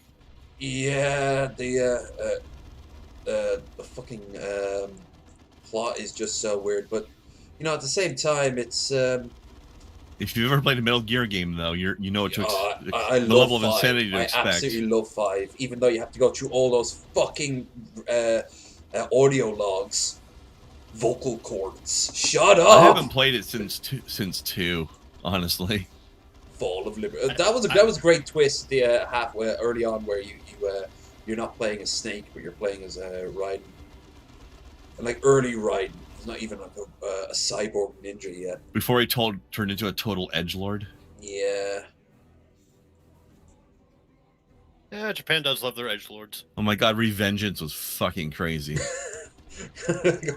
Fucking Fruit Ninja got its inspiration from that. Really? Pretty much. Nanomachine, son. And now here's juxtaposition. Here's a bunch of child soldiers. What? Hayden Pierce's voice. I didn't play that one, but I watched a Let's Play of it. It is fucking crazy balls. I really like the Metal Gear Solid world, but every once in a while it just gets so much like the submarine that has like Mount Rushmore on it. You know, that's awesome. It's just there's like I love it. So many or the Metal Gears that have like brains of cows in them so they moo. What if Kojima like gets like high or something when he like writes the scripts for these games? I think he'd be a bit like what's his name? H.R. Geiger. He takes drugs to mellow out. Like he comes down to earth when he's on drugs. Because I always remember an interview with Geiger, who he said he takes opiates, and he asked why does he take opiates, and he's like to keep the voices out. And he's like, wait, you mean you need that to take to like stop the voices? And he's like, yeah, because the voices just kick in the second I'm sober. So, like, you know what? I'm not surprised to hear that from Geiger at all. Yeah, there's some. I loved his work on Dune. That was just amazing. Especially the what do you call it, the Harkonnen homeworld where all the faces were everywhere. I think if anyone did a 40k game, he would have been great for that. Game. Yeah. Movie. For sure. Or they're both dead now, but that Polish artist who made like the really, really terrifying looking artworks of like a lot of them look like Slender Man, but they could be like objects and things like that. It's all based off what he saw in World War II. Oh shit! I can't remember his name, and I'd probably butcher it anyway. It's really Polish. It has like 2 W's and like 3 Z's in it. But that was the whole name. It was just that. Yeah, it was just a bunch of consonants. But yeah, he was a hell of a artist. Apparently, he was a very lovely man in real life, but like then he'd draw incredibly sad and horrific looking monsters. Apparently, he got killed by a teenager who he was loaning money for, and he wanted like $20, and he wasn't giving him, and he just knifed him. Damn, what an asshole! What a fucking cunt! It kind of reminds me of that dude who killed the American Sniper. I mean, the guy, the real life American Sniper. He was like an asshole himself, but he was just trying to help that kid, you know. Yeah, But that's post-traumatic stress for you. there's a lot of mixed history with that guy. Like, he's not the big hero that the media not portrayed at him all. to And he be. was lying through his teeth on a lot of things. Like he wasn't a lot of things that everyone credits him for. He never did. Like how when he said during Hurricane Katrina he was on top of the dome there taking pot shots. He wasn't. There's no footage of him ever doing that. No one ever reported him a lone gunman taking pot shots. He was probably just in a corner drooling, fantasizing about the whole thing because he was clearly unhinged.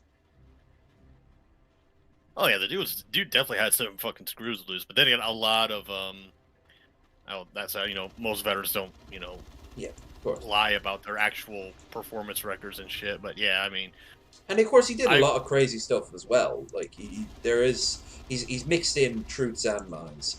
Also, he probably just misremembered a lot of stuff. Yeah, I was just gonna say, what are the odds that he just thinks this is how it happened? yeah, I mean, there is that possibility. But I mean, his wife, no, not his wife. What's his wife that like took advantage of like his death and shit? Yeah, she definitely leaned into it. She's the one that's got in contact with Clint Eastwood to make the movie. Oh, okay. Yeah, because I was like, I don't want to say anything that's false and that I can't prove myself. But then again, I mean, that story was so long ago and I barely followed it. Hell, that's a perfect example. Like Clint Eastwood's really would idolize the shit out of him, so he would have taken anything he says to be truth. Well, Clint Eastwood hasn't exactly had the best mental capacity over the last couple years either. So. No, I hear that movie, the one about the guy who stopped the shooting on the French train. I hear that's a disaster movie. You could almost say it's a train wreck. I would never say such a thing. No. I think the last good movie Clint Eastwood did was I think it's called Gran Torino. Yeah, that's a great film. That was a really. That good was meant to movie. be his last ever, the last film he was ever in. Probably should have been the last movie in general he ever touched, unless he did some like cameos here and there. I think he took the role of Charlton Heston now that Charlton's dead. He's taken over the role of just a crazy old man of Hollywood. Crazy right-wing old man of Hollywood.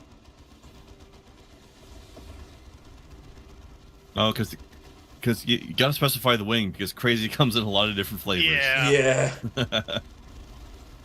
I mean, I think the left's got more of the crazies than the right does when it comes to Hollywood.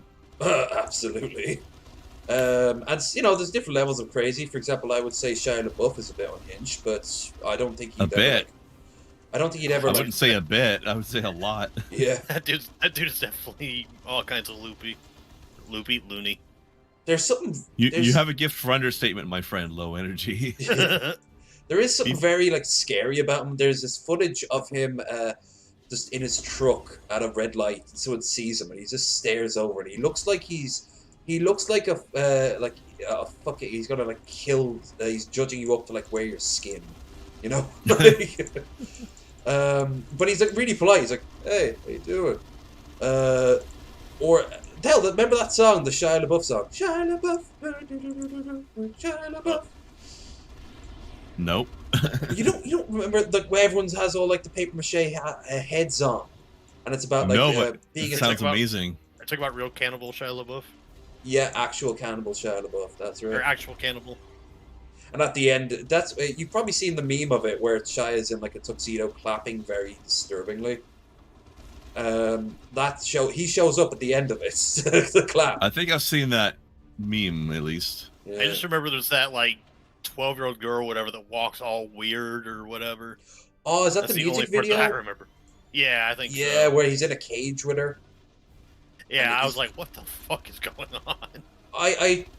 I had it explained to me once about like how like your childhood will get away from you and things like that. But all I'm thinking of is this is getting a very Leon the Professional vibe. You know? Yeah, it's like Not quite Lolita vibe, but it's still a little bit uncomfortable to see this girl in her underwear wrestling this grown ass man. You know? yeah. Oh yeah, that movie got a little odd in those ways. Which Lolita or I haven't seen Lolita. I'm talking about the Professional Leon? with early life Padme. Yeah. I've actually got a story about Lolita. My mom went to a. This was about, I'd say maybe 7 years ago. My mom went to a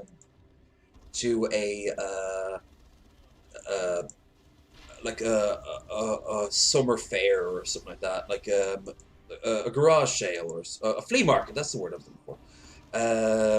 And when she came back, she had a bunch of stuff, and one of what she had was a T-shirt for the movie Lolita, and it's literally like what was the name of the movie? I can't believe they make a movie about Lolita. That's the name of it, and she wore that around, but she didn't know what it was about. And I had to actually explain to her, this is about a pedophile, right?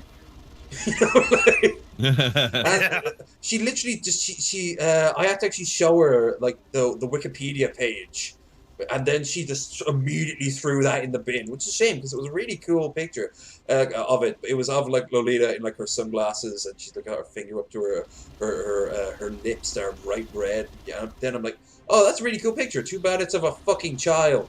Fucking. Yeah. Jeez. That reminds me, for quite a while when I was younger, I used to think that, like, I didn't know what Lolita meant. I thought it was just like a term for like a sexy Brazilian girl or something. Brazilians have tits. Lolitas usually have a lack thereof. Yeah. They haven't grown in yet. Or you can just be really, really like skinny. My friend Ashley with class, she's dressed up as Lolita once or twice. She's like a grown-ass woman, but her body hasn't grown-ass. I think I probably got it confused because it was so similar to the word like Latina. Ah. Now I want to see a Lolita, and I want to see a Latino girl, like a proper like Brazilian supermodel dressed up as like an anime Lolita. Oh man, a Latina Lolita. Yeah. Sounds like the start of a song. You know, right? My Latina Lolita.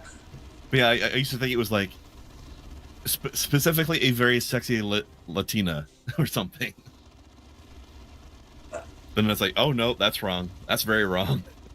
Elifer, save me! Oh no. Look at this Sorry, goddamn but cheater. I'm pulling a Tim Curry right now. Oh no.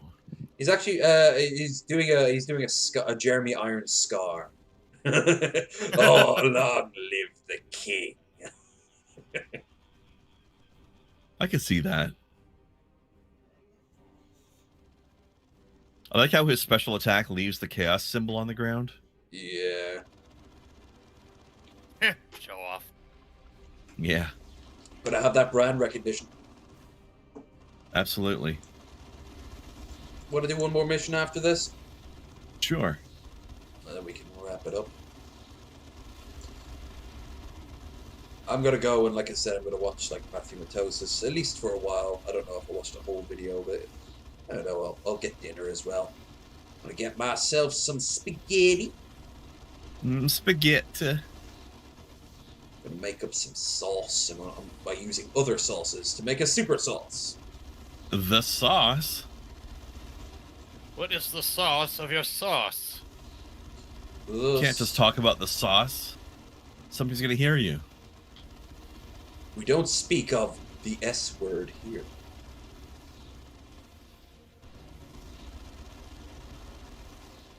Oh, now he's fighting back. He's actually he's returning the favor. He's like bouncing me around now. Mm-hmm. Now it's your turn to bounce, bitch. Bounce like those rubber balls you got from the vending machines that were useless after half an hour. Holy shit, they bounced like mad before that. Oh, I know. And the really cheap ones only last like maybe like half an hour, but the really good ones can last for days. I used to like jump up in the air, then like slam it down on the ground as hard as I could just to see how much height I could get off of a bounce. Oh, I've dropped them from like 3-story windows, and while it didn't come back, while they don't come back quite, they did like come up to my feet, so they were almost back up to the same height. Jeez. Those things were fun.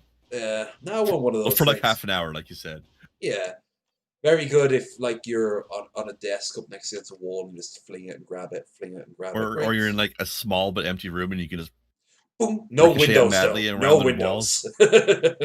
until it hits you in the face. Yeah, or the balls.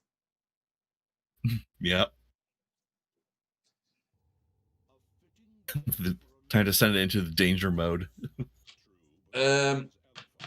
What is it? One thing though is never have like your dog around them because they'll be obsessed with it, but they'll bite into it and rip it up, and A, it'll be broken, and B, they'll swallow chunks of rubber. So. Oh, that sounds dangerous. Very dangerous. I had to. My little dog, Pomeranian Yorkshire Terrier mix, I got into one of them and started coughing. Eventually, she got sick and threw it all up. But I was really worried. I was ready to actually reach into her mouth and pull it out. So after that, I don't think I ever bought another one again while she was alive. Damn, they're giving us a lot of trash gear, aren't they?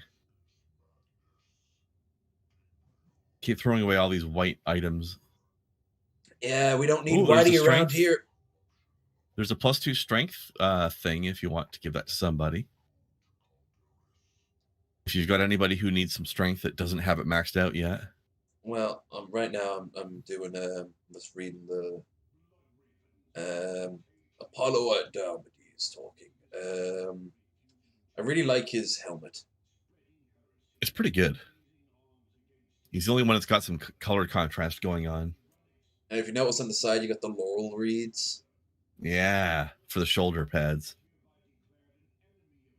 It looks like the one stormtrooper that actually tried.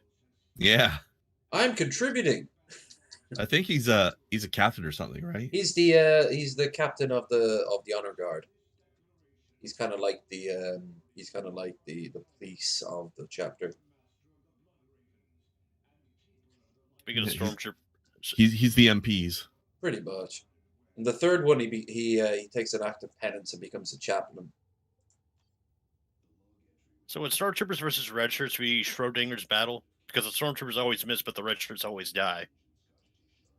But the red shirts also have killed people before, so technically they'll just kill the. I suppose both of them will just wipe each other out. Nobody wins. Yeah, pretty much. Either of you watch Mandalorian yet? No, I will someday probably. I still haven't watched the season finale. I've watched all the way up to the last episode. I haven't watched a single episode. It's really good, and they got a season 2 coming out. Yeah, it's solid, and they're suggesting Boba's coming back. He survived the Sarlacc pit. Yeah, they're bringing Boba, and then they're also bringing in Anakin's apprentice. Yeah, which apparently people were butthurt about the casting choice for some reason. Oh, it takes place after the movies? It takes place after episode 9. Mm-hmm. Or no. Yeah, after the Empire's collapsed, so but before the Rise of the Skywalker, so before like the First Order. Okay. All right. So after 6 then? Yeah. Yeah. It's like 4 years after Return of the Jedi. Actually, wait a second. How's that possible? Because it's got Baby Yoda in it. Because that's not Baby Yoda. It's just another one of his species. Oh, I always thought it was actually Yoda himself as a baby. No, you don't know what it's called. It's just called the child in the I thought this was a way in the past prequel thing. It would have had to be like 900 years old. 900 years in the past. Like, so the Baby Yoda thing is just kind of like a cute name for it because it's the same species as Yoda. People don't really pay attention to. Oh, okay. I think that's actually confusing people though because they all people think, are like, oh my god, is Yoda actually dark side? because the baby did a choke. Well, you can use the Force. Like the baby still doesn't have any comprehension of like morals, right or wrong. Yeah, but I'm saying they're attributing it to Yoda because of the fact that they thought it was literally Yoda. Yeah, I see the logic there. Well, they don't even give it a name; they just call it the child. So we just all call him Baby Yoda because. Oh my God! Is it Eddie Murphy, the Golden Child? What? Oh, is this a universe crossover? Anyway, I bring that up because we were talking about stormtroopers not hitting it. And Luca, do you remember the two speed bike guys? Ooh, vaguely. It's been a while since I watched the show. Don't you mean swoop bike? That's right, swoop bike. You fucking nerd. Because if this was Knights of the Old Republic 1, they say the word swoop like 50 times in that game. They do, don't they? Oh, especially my God, they're obsessed with the fucking things. The only characters I remember is the robot he kills in the first episode, the old guy he meets on the desert planet, Baby Yoda, obviously, and then that chick he helps in that foresty area. Yeah. Oh, she's thick. I like her. Oh yeah, I was like, ooh. Can we have more of her, please? How many C's in that thick? Not as many as others because she's also muscular as well. So she wouldn't have like the bootiest of booties, but she's got those baby making hips. That's for sure.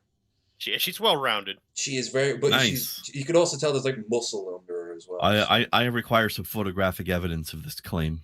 When I get you, when we're done here, I will find you both that Hell's Reach video and. Lady thickness? hot ass. That's what I call her now. Lady hot ass. Excellent. I forget her name. She's like she's a former rebel drop troop, like special forces. Yeah, nice. Hold on a sec. I'll look it up.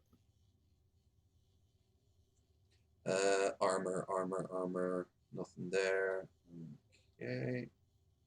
Tome. Oh yeah, Cara Dune is her name. Cara Dune, which sounds like a place in Scotland. Cara Dune. It really does. Here, I'll DM you a picture of her. Yeah. Oh yeah. I like the Is it like battle paint she's got on, or like a tattoo on her face? She's got something on her face. And That's not what I was picturing at all. I thought she had hips. I don't see any hips here at all. You see it better. Might have been her. There's one or two scenes where she has some decent hipness when she's fighting. She's not thick. She's just muscular. Well, thick means like really like wide and curvy. Yeah, but then she wouldn't be able to do half as much like action shit. Yeah, no, I'm not saying it's bad. I'm just saying I don't think the word thick applies here. I think I think it was definitely her armor or her outfit that made her look thicker than she actually maybe the armor just had curves that she doesn't. Fair enough. You got a picture of her with the armor? Yeah, I'm trying to find one. Here's this one at least to hold you over until I find a better one. It's a better look. Yeah, she looks cool in the armor. Yeah, it's definitely the armor. Oh. First, men are tricked by the Wonder Bra. Now it's Wonder Armor. Yeah. Speaking of Wonder Armor, how much are you guys looking forward to Wonder Woman in the 80s? Or was it 70s? Oh, here's where I goofed. All right, that first picture I sent you is from 2009. Oh. Man, Wikipedia, update your fucking pictures. Well, anyway, because I really enjoyed the last Wonder Woman movie, but I'm not sure what they're doing with this next solid. one. I don't like that weird armor she's got. I haven't seen it. I thought her standard look is a lot better. I just remember seeing it in like an advertisement picture. Are you talking about the armor she has for Wonder Woman 2? Yeah. Okay, yeah, that armor. I like her armor in Wonder Woman 1, like her iconic standard armor. Yeah, I don't know why they felt the need to change it for the sequel. Yeah, I don't know. Maybe it's like a fancy thing for like a one-use situation, or I don't know. Yeah, still looks better than Captain Marvel. Yeah. What, you didn't like when she went to battle with the 9-inch nails t-shirt? I mean, the movie wasn't bad. It's just It I wasn't, didn't but care it for wasn't. No, the movie wasn't bad. The character was bad. Oh yeah, the character She was was fucking so horrible. very uninteresting, and she was frankly. Oh yeah. The more you think about it, the more you're like, "Wow, she's an absolute cunt, isn't she? She's technically a fascist." I mean, she was more or less Kristen Stewart, but a superhero. Yeah. Too boring and forgettable, and frankly, should belong in a DC movie. Like Black Widow deserved more stuff than she does. For sure. Although I liked how they put in an explanation for Nick Fury's missing eye, but then they tease you about it a couple times. Like there's a couple times you think he's gonna lose his eye, but then he doesn't, and he's fine. And then it happens like at the end of the movie. Oh yeah, I was just like, really? I thought that was funny. I was just kind of like, Especially the first time, because you're like, oh shit, is this the moment? And he's like, no, I'm okay. All right, now this fight here, I think it'd be better if we equip troops that like won't do as much range damage, because we can control how and when we can get up close and personal for melee, but for ranged we can't really control it as much, and it's going to do more damage. So I don't really remember this one, but do you yeah, think we should you bring have to- Thaddeus in? yeah, Thaddeus, and I think you should take Cyrus and get rid of Jonah. Or Avatar. I thought you said he didn't want ranged. Yeah, but he's weakest ranged. He's technically the weakest, like, close ranged. Well, here's the. But Jonah's so OP at range. I mean, Jonah could be okay in melee as well. Still, Thing I'll is, we just don't want swap to out kill Avitus people. That's for just, in this one, we don't want Thaddeus, to kill maybe. people. So I think a better idea would be take Avitus out and I'll put Thaddeus in. okay.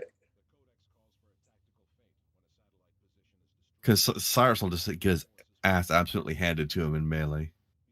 Yeah, but He's made out of paper. That poor little boy. I'm just thinking about the damage that might be inflicted. But Thaddeus is a definite. Now, as for me, Tarkus too obvious. Avitus pointless. Cyrus, maybe I should take Cyrus then. I don't know why you'd want to. You're talking about range being bad, so why don't you stick with Honey Tits and Davian? Do we have yes, like a power fist you can give Davian? Yeah, we obviously can kill No, when we we get don't. it to fight Galen. We can kill, but we can't do it. We can't really do that prior.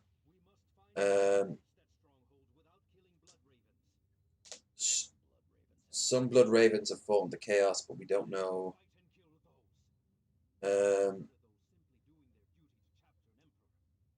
Yeah, like we don't know who is who.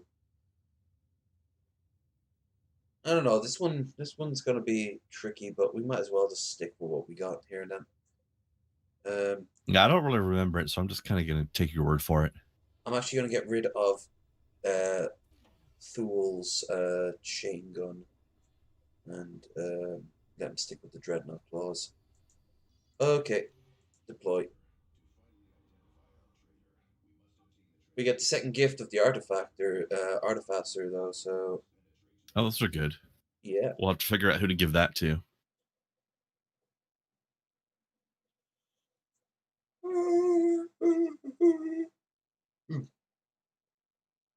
I think we also fight Apollo Diomedes in this, but we don't need to kill him. No, we have to blow up his base without killing him.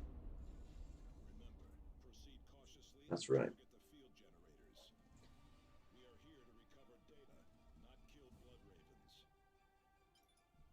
Yeah, what he said. Yeah, it's there's a lot of moving parts in this one. So destroy the honor guard stronghold. Destroy the generator to force nearby enemies to fall back. That's ridiculous, but okay. Killing low blood ravens will corrupt your squad.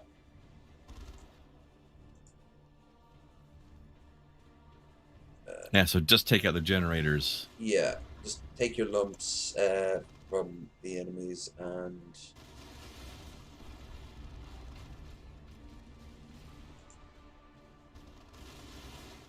Blind grenades would have been useful here, actually. Actually, yeah. That's all right. We'll be fine.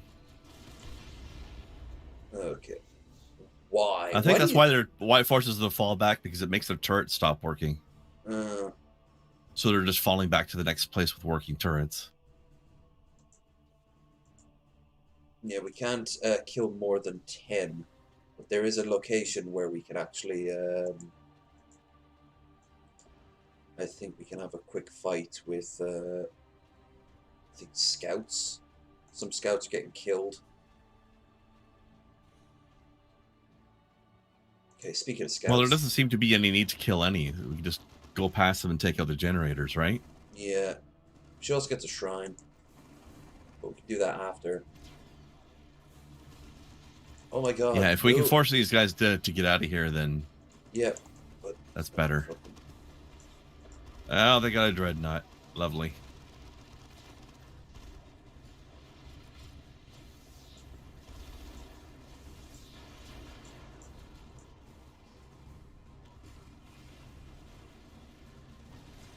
Oh, come on, do it. There.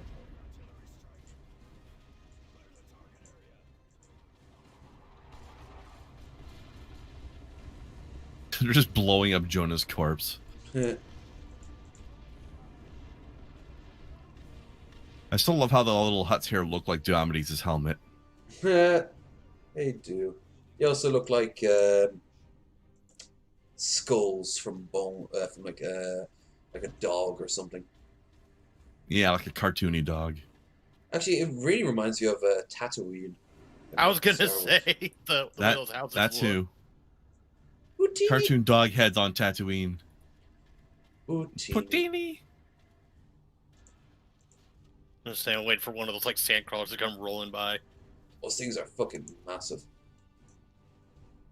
Well, I mean, the Jawas pretty much live in those things. Yeah, they're homes. You get It's to like a see, rolling you get to city. see the cockpit of one in Mandalorian, and he can't fit in, so he's just banging his head off it every time. They're just laughing. Yeah.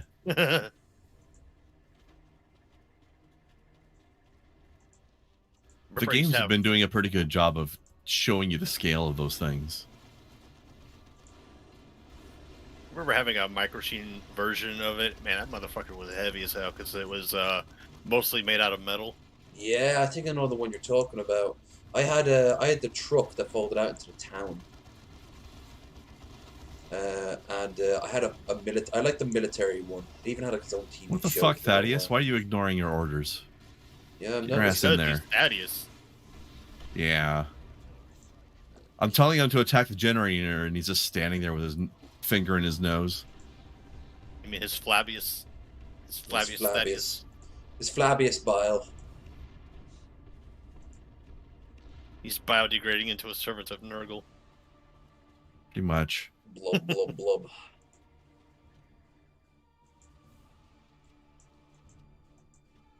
Isn't Ulkir in this episode? In this game? In this Who? episode. Ulkir, the Who? great unclean one. Yeah, he's the last boss. Yeah. Come, little one, to Papa Nurgle's embrace. My spirit demon. For some reason, you made me think of the Butcher from the first Diablo game. Yeah. Yeah. Well, they look similar, honestly. Yeah. One's just red, the other one's more gray. Gray-green. I remember fighting that bastard for the first time when I was like a kid, and I was like, "Oh my god, that thing is terrifying." Maybe we don't need that reinforcement point right now. There's a fucking tank, or is he retreating? Yeah, we'll Okay, I'd I run think we're right. clear. I'd run. Nope, these guys are staying here. Never mind, let's get out of here and go back to a different one. Yeah, this is that's the Let's meet back at the shrine. Hmm. And then we can take the other blue. Where did But hey, so far we haven't killed a single Jinx, jinx, jinx.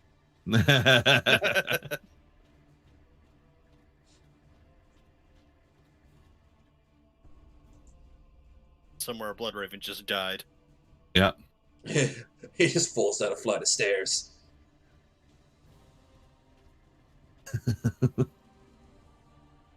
They were corrupted by chaos. Well, some of them are. Killing Yeah, some of Galen's Evershafter Terminator will is, I'm redeem your sure. squad. Okay, so I guess some of the Terminators are corrupted too. Poor Galen. He should be busy making fun of Egghead. He's actually a fan. I get that reference. I think I've seen him pop up now and again in the chat. Did you find Egghead in the RPG yet? Sure did. Skep gave me a Poor bugger. walkthrough of how to keep him alive. Well, I fucked that up. Yeah, I am. Like, I didn't know it was gonna be a thing. I just No, came back to his house once. I was like, well, okay. this is why There he it's goes. great having Skep in the chat. He'll just guide you through like so much of the game. Yeah, I was just playing it off camera. I didn't stream it. No. But there's actually a lot of side quests that I have no fucking idea how to do. Yeah, there's a lot of. I wouldn't say it's moon logic, but I think it's actually designed to be played with Skep to tell you some of the things, because he does pop up in a lot of. Here's the question: Are you playing with gamepad at all, or no, on keyboard and mouse? Okay. Because I found a way I can consistently crash the game whenever I want,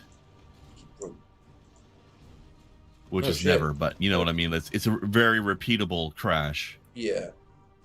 You have to get a rocket launcher and then fire it using the gamepad buttons, and the game will crash. Crap. But if you fire it using the mouse, it's okay. Show large wolf call. Oh wait, no, that's Galen.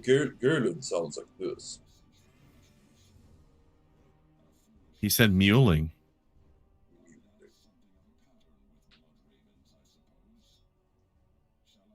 Shall I kill you now? Oh, you can go ahead and try, bitch. Oh no. Well, let's take out the generator first, and then we'll go in. Actually, I'm gonna send. Now we can kill off his Terminators, I think. All. Yeah, I just want to get rid of the loyalists. Yeah, let's. Hold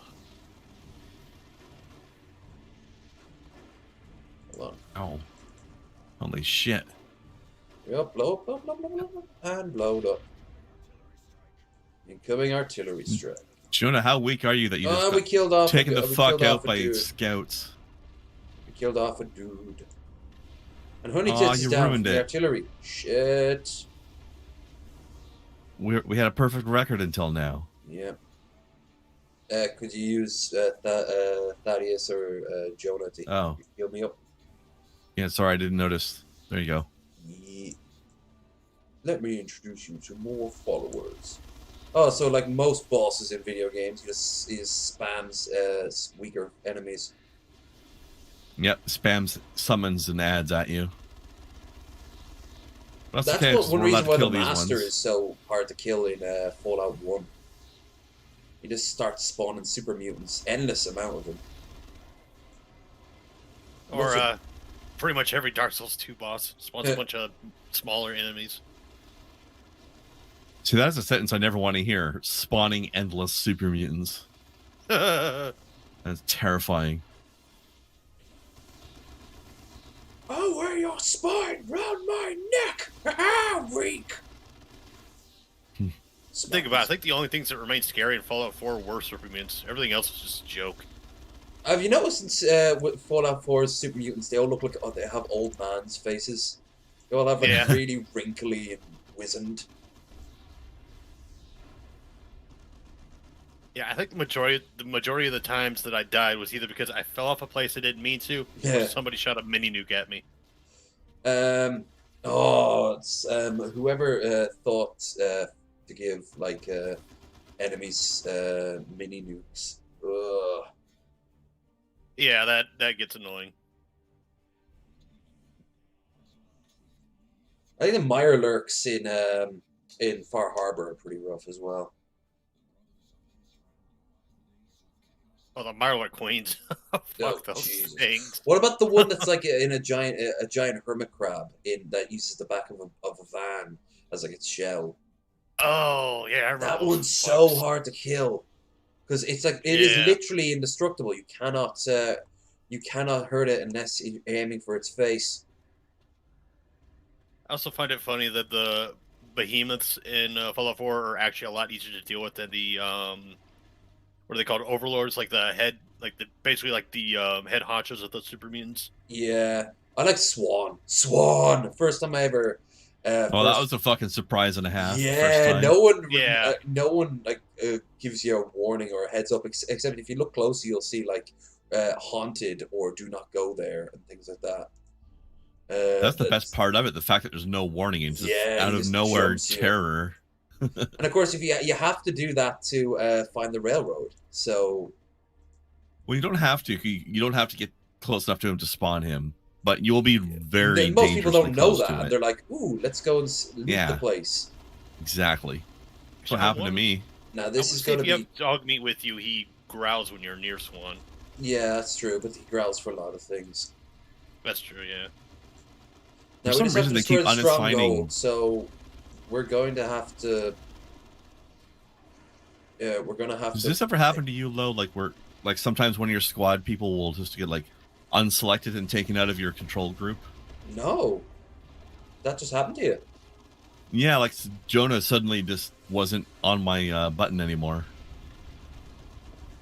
Oh, you know what would be Strange. good here? An orbital strike. I could have stood back and just bombarded it.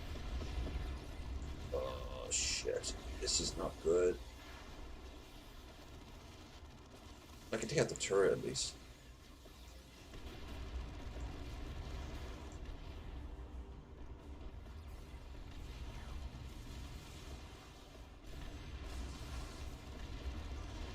No, there goes Jonah. Yeah, this is not that good though. He was a true brother. The young brother, the youngest brother, the baby brother. Who still wears diapers. Oh, I'm falling back. Yeah. Thankfully, it's not very far. You know what? Fuck it. I'm gonna take out the Terminators. We there's only like a few of them. I mean, these ones are corrupted. We're supposed to take them out. I don't think these ones are corrupted. He Oh yeah, told they us are. that They have a red thing around them, so you know that's bad. Galen told us they are. Yeah. Like everybody but Diomedes in this battle that we're in right Diomedes now. is so blind in this. He's like, he probably hears like whispers of like demonic scurrying. You know, like everyone's eyes are glowing red, fangs are coming out. It seems normal. Yeah. So basically, he sees everybody as a vampire. Yeah, pretty much. No, it's the opposite. Everybody is a vampire, and he doesn't notice. Yeah, I mean he's not in the blood. He's in the Blood Ravens, not the Blood Angels. Yeah.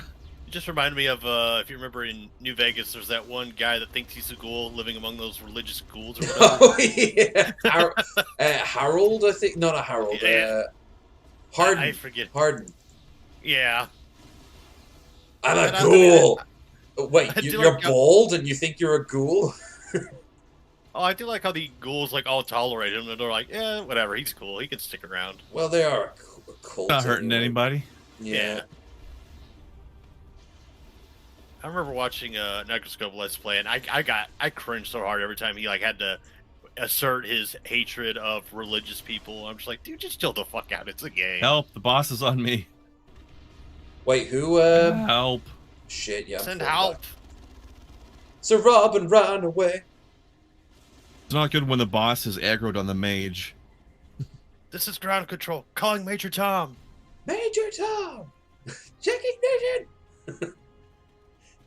Luka, who did you say was streaming it and like overly played the atheist card? Oh, Necroscope 86. He quit YouTube a while back. He went about it in the most shitty way. Like he basically severed all ties to every friend that he made on. You're YouTube. leaving the dreadnought behind. I know he has to heal up. There we are. Yeah, but I mean, might want to have him come along too now. Yeah. But yeah, he just got overly militant with his atheism and shit. I'm just like, God, dude, calm it down. Yeah, I mean, like, I've got no problems with anyone who is anyone who's like genuinely religious and doesn't like shove it in your face. Like, yeah, like an example, Krendar might remember him, the priest and vampire that thinks like they should just burn all the people that he thinks are heretics or whatever. Oh yeah. But then again, you're supposed to hate that guy, so it's kind He, of Yeah. he was one of the few people that I actually just ate outright in my first playthrough because it's like that guy's fucking dangerous. He wants to burn down the city. Yeah, Like I am saving people by killing this guy. I think the only ones I killed. Actually, no, I don't think I killed him in my playthrough. I think I killed the serial killer dude. I think I Um, killed maybe 5 or 6 people total. I don't think I killed him. I think I killed like 2 or 3. Like I killed the gangsters, like, and I killed the psycho priest. Yeah, I killed the serial killer, and then I killed the guy that accidentally bombed some people or whatever. He's that drunkard or whatever that you meet like in the first section. Yeah, I killed him because of what he did. That's fair. I think I only killed people that actually did legitimate harm to others. I think that was kind of my rule of thumb. We are not doing any damage to this thing. Not much. Although we've done some at some point. We're doing more damage to Diomedes.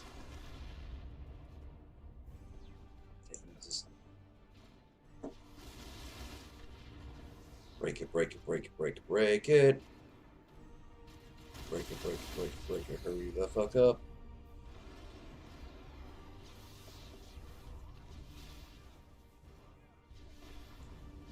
Okay. You know, I've seen this big hunking thing punch this turret. I'm just wondering, like, why doesn't you just grab the turret and lift it up and just like toss it? That'd be a good like just animation for like when it's destroyed. Yeah, that would be cool.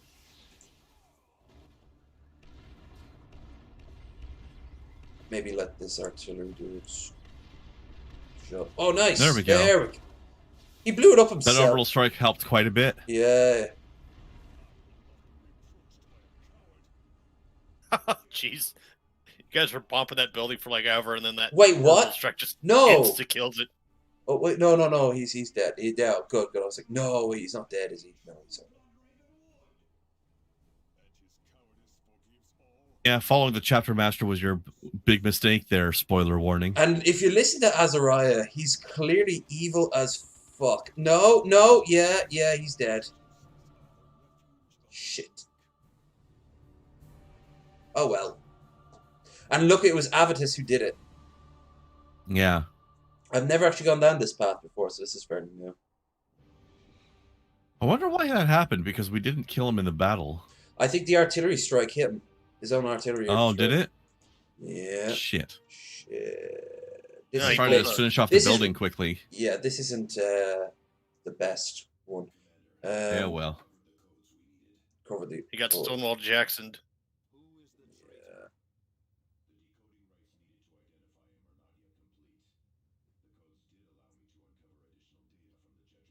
Shame. Like, they don't make that easy, but this is the first time I've ever actually fucked it up. It's because I'm here. Yeah, it's all Luka's fault. You know what, though? We didn't get any corruption for it. That's true, we didn't. But now we don't have him Diomedes as an ally. I wonder how that's going to play out in the story. Probably, like, I don't know. We're going to have to deal with more Space Marines. Fucking Avitus. No idea. Ruining everything. Oh, hang on a second. Got Purity Seal with 20% range damage on it. Hello, Avitus. Nice. God, Galen just keeps on talking, doesn't he? God, it really is like the other Galen, isn't he?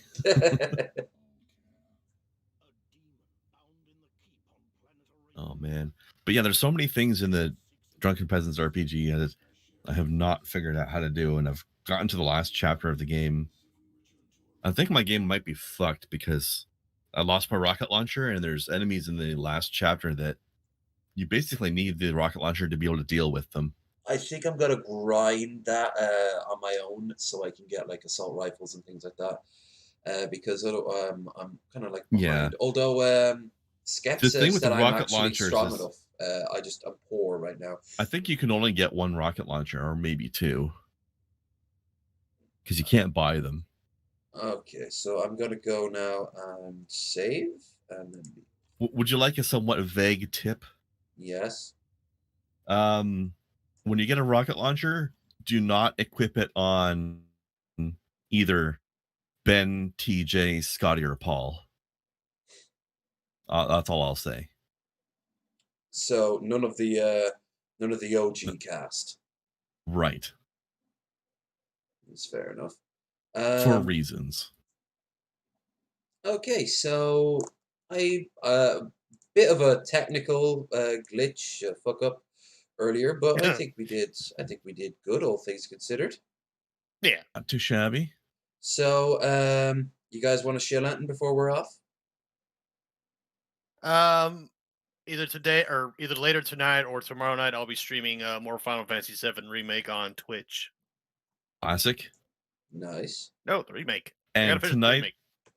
tonight I will be streaming in 4 hours. I'll be streaming some more of a game called Die Young, which has been pretty entertaining. Basically, where you're playing this girl who went on an exotic island vacation and got kidnapped by a crazed cult and has to escape. Nice. And then on Monday, I'll be going back to my co-op of Terraria, the new final update of Terraria. Oh yeah, I With a saw friend of mine. Spiffing Brit play that. The side-scroller Minecraft. Kinda, yeah. Except with much better combat. Both of those lovely fellas, you'll find the links of it in the description down below.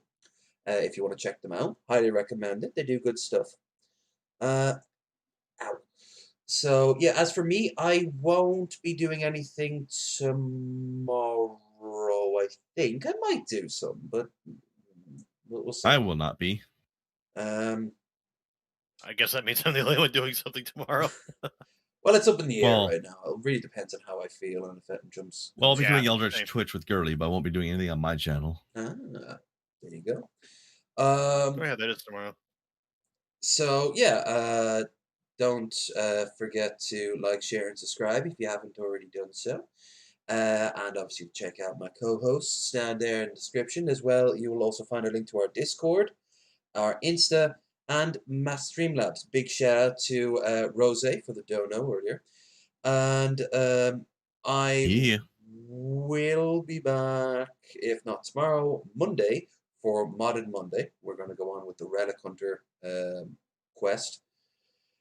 So yeah, and the final thing before we're out. Nope, I'm good. All good. Okay, see yous all again soon.